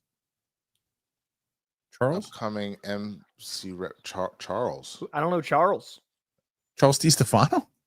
Who? Yeah, which Charles? Winston, do you know who Charles is? I mean, I think he means I don't know, maybe I'm wrong, but I think he means how you doing now, that one? I don't know. Let's see. I'm not sure which Charles, because I have two very distinct Charleses in my mind, one from an epic story and one good friend of mine. I don't. Nathan Drake, good luck to Coy with everything and gonna miss him. Any chance of other hosts joining on Friday? I think Mike would be great with all his knowledge. So there's two things with that. Like I said, one, I want to figure out first what we're doing with Coy. So Coy and I will be talking. Once I find out if the thing goes through what Coy and I are talking about, and Coy and I will probably move to a different day, and I know what day that would be. If that's the case, I'm probably going to move somebody over to Friday. The problem with Mike doing the show, and I would tell Mike this the same way, Mike has to get new equipment. I'm not even kidding. He has to. He's got to get a new camera. He's got to get new lighting. He has to. It's like, I love doing shows with him, and I've known him for 25 years, and I love going back and forth with him, but I can't do it anymore. I can do it on a Tuesday because it's part of the bit, but for this show, I can't have him in the middle of a point about Batman freezing up. It's funny, but I can't do it. He's got to get new equipment. He's got to, and he's working on it. Armada, Fincher movie reactions would be fire. I mean, I know Sam has never seen 7. Ming has never seen 7. Whoa, that's gonna be a blast. So I don't know who I show that to yet. Wait, which one? Sorry, 7. Oh, 7's great. 7's great. 7's great. I was like, have you not seen? No. 7 is one of my favorite movies of all time. No, 7's fantastic. Luigi Cherry, Chris Carr for the replacement for Coy because she knows her comics. Chris Carr is someone that I would definitely talk to potentially about doing that. But it's, again, I don't know her schedules on Friday, and I don't know what we're doing with Coy yet. My body's not even cold yet. I know. Oh my God. Born Emperor, Untouched Stories for X-Men. Finale is Onslaught. I mentioned Havoc, man. Meltdown. Mention that one. What do you guys? Any story in general? I mean, they tried Onslaught, didn't work out. Untouched stories for X-Men. I think they should do the Mutant When did Cure. they try Onslaught? Yeah, they did try. When? Oh, you're right. You're right. I'm just thinking the animated series. I was thinking animated. I love the animated series. You're right. I was like, I would have not forgotten that. That's why I was confused. I think the Mutant Cure storyline is really interesting. The Astonishing X-Men run. I think that's what Matt Vaughn wanted to do as his second movie after First Class. I could see that being a cool story. All right, let's see. Next one after that. Day Napper. Watched F1 last night. So fun. I think we're 5 to 7 years away from Brad Pitt making Spy Game remake, and he would play the Robert Redford role. Maybe funny. Day Napper. That's interesting. Yeah. And by the Austin way, Butler as the Brad Pitt role. You're right. Abernathy Rye asked why PLD put him on timeout. I did that by accident. I'm sorry. I was sometimes when I'm in the middle of trying to do 1,000 things, I hit the button and I did stupid things. So you got timeout and now you're back. Day Napper. As far as yeah, that would be interesting to do if they're going to do a Spy Game remake. But I don't know if anybody's clamoring for a Spy Game remake. That's the genre that isn't doing well. Like dad Right. movies are not crushing except for action ones. Yeah. Jeff Howard, Winston or Coy, ever heard of Snow the Product? Hands down, best female MC in the game right now. I am familiar with Snow the Product. I am a big fan of Snow the Product. I wouldn't say Snow, in my opinion, is the best female rapper in the game. She's definitely up there. Samara, oh my God, I can't remember her last name, but she was just in the XXL freshman class list, which I did a reaction to, and it was so bad. But she actually, Samara Sin, that's her name. She's so good, and she was on the Daily Show recently and got to do it. She's gonna be a star, man. I'm a really, Doechii really guy, man. Doechii's good too. I think Doechii's so special. I like Doechii. And don't sleep honestly on Lotto. Lotto is actually really good. Just obviously she got a lot of ass twerking songs. So, you know. Okay, let's see. Jackson Dennis, British Christian is Tom Hardy. Am I wrong? Isn't British Christian? As in like the British version of you is Tom Hardy. That's high praise. Hey, that is high praise for both of you. Well, both of us. I don't know about that, but that's nice. But Christian seems less feral. I always like that Tom Hardy is like you never know what's going to happen. I feel like Christian's a lot more civilized. Right. I mean, that's bait. Today, tell that to Galaxy's Edge. All right. So Brandon Summers, incompetence. Brown's Stadium is a factory of sadness. That is true. That is true. I mean, I'm not saying that it's not, but there is. I don't know how to describe this. There is this weird feeling. Can you imagine that the Cowboys at this point feel like Charlie Brown, bro? I keep trying to kick that damn football, and then Jerry Jones's Lucy just rips that shit away from me, and I smack my head. True. If I never got to even get in the game in the first place, it's sad, but like it's just a different level of torture, man. Yeah, that's about it. Jackson Dennis, fan cast Voldemort. Also, Winston is Buck Wild. Oh, Buck Wild. Who's Buck Wild? Do I just not remember? I'm not sure who Buck Wild is. Voldemort. Yeah. Let me see. Hold on. What the hell are you doing there?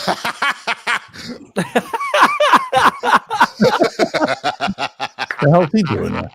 That was amazing. I love that. That's like an ongoing bit. Every time he pops into the stream, I just randomly throw him on stage. It's one of my favorite things. I put PLD as Voldemort. No, as Voldemort, I would put I think Killian Hines. Ooh, I like that. Yeah. Killian Murphy. That's Killian Murphy is what I meant, but Killian Hines, I'll stick with it. No. Killian Murphy. Killian Hines is pretty good too. I didn't mean he would be. I believe you. Killian Hines. I meant it. No, I like a Killian in the role. Killian Murphy is what I meant. But yes. Winston, do you have a fan? No, I said I agree with Killian Murphy, but you're right. Killian Hines would also do pretty well with it. Do you guys feel like Roxy and Mike are as crazy as I am when they said that they don't know if the Harry Potter series is going to do well? I don't know if it's going to necessarily do well, to be honest You're with you. Crazy. I mean, by IP alone, sure. Yes. But I don't think it's going to do the numbers that like the old Harry Potter. I know it's a TV show, so it's different metrics. But You already owe me $5. Do you want to You want to make it another 5? Not really, because again, just by the nature of the IP, I think it will do just fine. I just don't think it's going to hit the heights that the original Harry Potter did. It's hard to balance that, like you said, because one's TV and one's, but it's going, the numbers for the first episode are going to be astronomical. I think it's going to be another giant pop culture zeitgeist shift thing. 100%. It's going to be. It's now got 2 rounds because all the parents that grew up on it are going to watch it, and the kids that discover it. I think it's going to be huge. It's going to be massive. It's going to be massive. Fireside reviews. No Cause. HFG takes place before. Oh, that's the Hunt for Gollum. Takes place before Fellowship. They don't catch him. So if they do, it will mess with continuity. They can't catch him. They can't catch him. It wouldn't make. So it'd be sense. after the trilogy. No, before it takes place before the Fellowship. Oh, it does. That's what they're saying. Yeah, well, because after he's dead. Yeah, so that doesn't work. Yeah. Hey, Rago, you see the new trailer with Emma Stone where she gets kidnapped? Look interesting. No, I didn't. It's a new Yorgos movie. Is that what she's doing now? Is movies with Yorgos? She just did that's like her 3rd movie with him. I think 3rd or 4th. Yeah. Right. Go Pal. Do we know when the Dogma 4K comes out? No. I don't. I know Kevin's going to be touring with it, but I don't know when that is. Oh God, I can't wait. Okay, Tyler Pfeiffer missed my first member. SC. Let's see. Just Tyler, just put it in the chat and I'll highlight it because I went through it and I didn't see it. So just I'll look for it in the regular chat and I'll just highlight it. Okay, so again, right now at 91. Nice. Yeah, this is one of my favorite lines in Schmoes Know History, and it was during the beginning of the showdown. You guys don't know, it's when JTE was on trial and Bobby Finstock was his lawyer, to which he said, "I believe in trial and error, and I believe my client being on trial, it's an error." Watching older Schmoes is one of the best. It's one of the best. Casey Grant, Apple has quality shows. Can you even? You're kidding. Like the studio's the best show on TV. Stick, the morning show. What's the Ted one? Lasso. I think Ted Mythic Lasso. Quest is so slept on. Mythic Quest is fantastic. Severance, Shrinking. Mockingbird. Is Mockingbird one of those two? What was the space one? Right. For All Mankind. Yeah, so we just listed like 10. Yeah. Oh, so Armada did say Charles. Now you know. I don't know if I have the music to say. Okay. Now you know. Here we go. He just disappeared. Okay, that's it. That's all you need. I know. Nana said, "No, I'm not leaving now. You know, COY'S leaving now. You know, it's going bye bye. We're gonna wonder where they're gonna go. Gonna look into the sky. Then there he goes, and I'm imagining it's gonna be Winston watching The Last Dragon. Now you know, yeah. Now you know. Nice song. Terrible. All right, let's see. Corn Emperor, give us Mike's GoFundMe for equipment. You know, an Amazon list might be something that I might have to do for that guy because I've been asking him for. I can't even tell you. I think that if he wasn't my friend, I would fire him. I'm kidding. I just put a Roadcaster on my birthday wish list, and I'm like, maybe that's the way I like it. There's a point where that like the internet doesn't pay a lot. I just look. A lot of our stuff when I was going from Skybound to here, and then from here to New York, the audience helped tremendously with making that happen. You just wish listed stuff and posted. Yeah, I wish list, and even look, my last Roadcaster was busted. It had a button on a faulty button, and I was screwed. And it was on the wish list, and somebody got it. So yeah, Armada. Is it time for a Silence of the Lambs reboot? I do enough movies that you are similar to them. You know, we don't need to do that. Dancing Dog 60 for Mike and his bill. This Trump economy sucks. We really got to get that. I'll talk to Mike. Marcus M. First the Fat Boys break up. Now every day I wake up. What's that from? First the Fat Boys break up. Oh, it's killing me. Oh, is it? Oh my God, it's killing me. Oh, I can hear it. Come on. Was it Ice Cube that said it? Ain't no love in the heart of the city. Ain't no love in the heart of time. I know that. I know. Heart of the City, Jay-Z. Jay-Z. Oh, it's from a song. I thought it was from a movie. Okay, yeah. KC Grant. 7 influenced by the Killing Joke comic. Is that I first? don't think so. I like the tonality comparison, but I don't think influenced. When did the Killing Joke drop though? Because I thought 7 came out before it. No, Killing Joke was late 80s. And I didn't realize the 7 was Killing Joke was that old. I thought it was and 5 7 was 95. We got 5 minutes before both myself and Coy got to go live. So Dennis Hoffman, Hope Richardson does something new where he focus. I could see him being Liefeld's prophet with Sam Hargrave directing, something that hasn't been portrayed before. I hope he does something great. I really do. I like him a lot. I like the fact that he's meeting him, and like he said, I think Gunn's a fan. I do think that it means things, man. You said Gunn was watching 1923. I'm telling you, my prediction is that Sklenar gets cast as Batman and Timothy Dalton gets cast as Alfred. That's my bet. Hey, Asol. I remember first watching Coy and the Real Rejects talking Eternals, and I thought this guy knows his stuff. That led me to a rabbit hole finding other things Coy is in, and that's how I ended up finding this channel. And now I watch his channel on a yearly basis. Hope you and Coy can figure out whatever you need to figure out to keep him on here. I feel like we will. Figure out something. Yeah, I feel like. And thanks for following, man. Yes. Go Pal. Isn't Heinz' name Kieran? I don't know how you pronounce it. What I said, Killian? Yeah, right. Yeah, we both said Killian. Yeah. I put them both together. I meant Killian Murphy, and Kieran Hines is the other one. So yes, 100%. Dance, and I like how Gopal does that. By the way, that's just a classic Gopal. Instead of saying, "Hey, dummy, it's this," he's like, "Hey, guy, isn't it this?" And he knows very well what it is, but he's being a nice guy about it. He's like, "Stupid, it's not this." Hey, Dancing Dog 60, love you guys.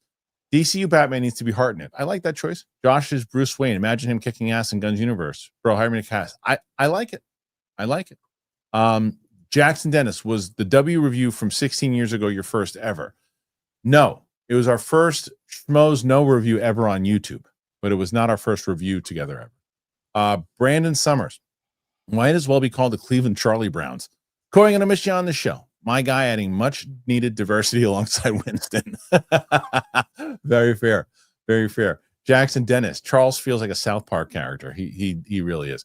Armada, rank the Backstreet Boys, New Kids on the Block, and NSYNC. This is just because, again, I would say New Kids, NSYNC, and then Backstreet Boys. How Armada wrote it. Backstreet, New Kids, NSYNC. Oh, wow. I'm going to go Backstreet, NSYNC, New Kids. Wow. Jeff Howerton, what about an F1 collab with Talladega Nights? Nah, too goofy, but I would love to see. I'd love to see. If you want to see Ricky Bobby maybe in one race talking shit, I could do that, but that's about it. That's right. And then Tyler Pfeiffer asked, I asked what Winston thought of 311. We talked about them last week. So the band? Yeah, I had never heard of them. I still haven't had a chance to listen to them yet. Okay. But I'll as soon as we end, I'll put it on while I'm working. How about that? Curious. Dancing Dog 60. We need a break in 3. Boogaloo Shrimp still alive. Perfect. Day Napper. Clock King is one of my favorites from BTAS. Would you rather see him in the DCU or Reeves DC? If they do it as a joke DCU, I could see it being like a ridiculous opening villain. If you wanted to make a psychological study of a man obsessed with time that breaks his mind, I could see Matt Reeves using him, but it would be different tones. But he's one of those villains that I could see Matt Reeves really making something special from. He's also so dangerous because of his plotting, So I know nothing about that, so I believe you guys. 99 on Coy's last show, taking the victory on his way out. Even hunted. Come on. One. Just make it an even hunted to get out of here. Took a winning shot off the court. Coy Jandreau. Right, Coy. So where are they going to find you? They can't find you here for now.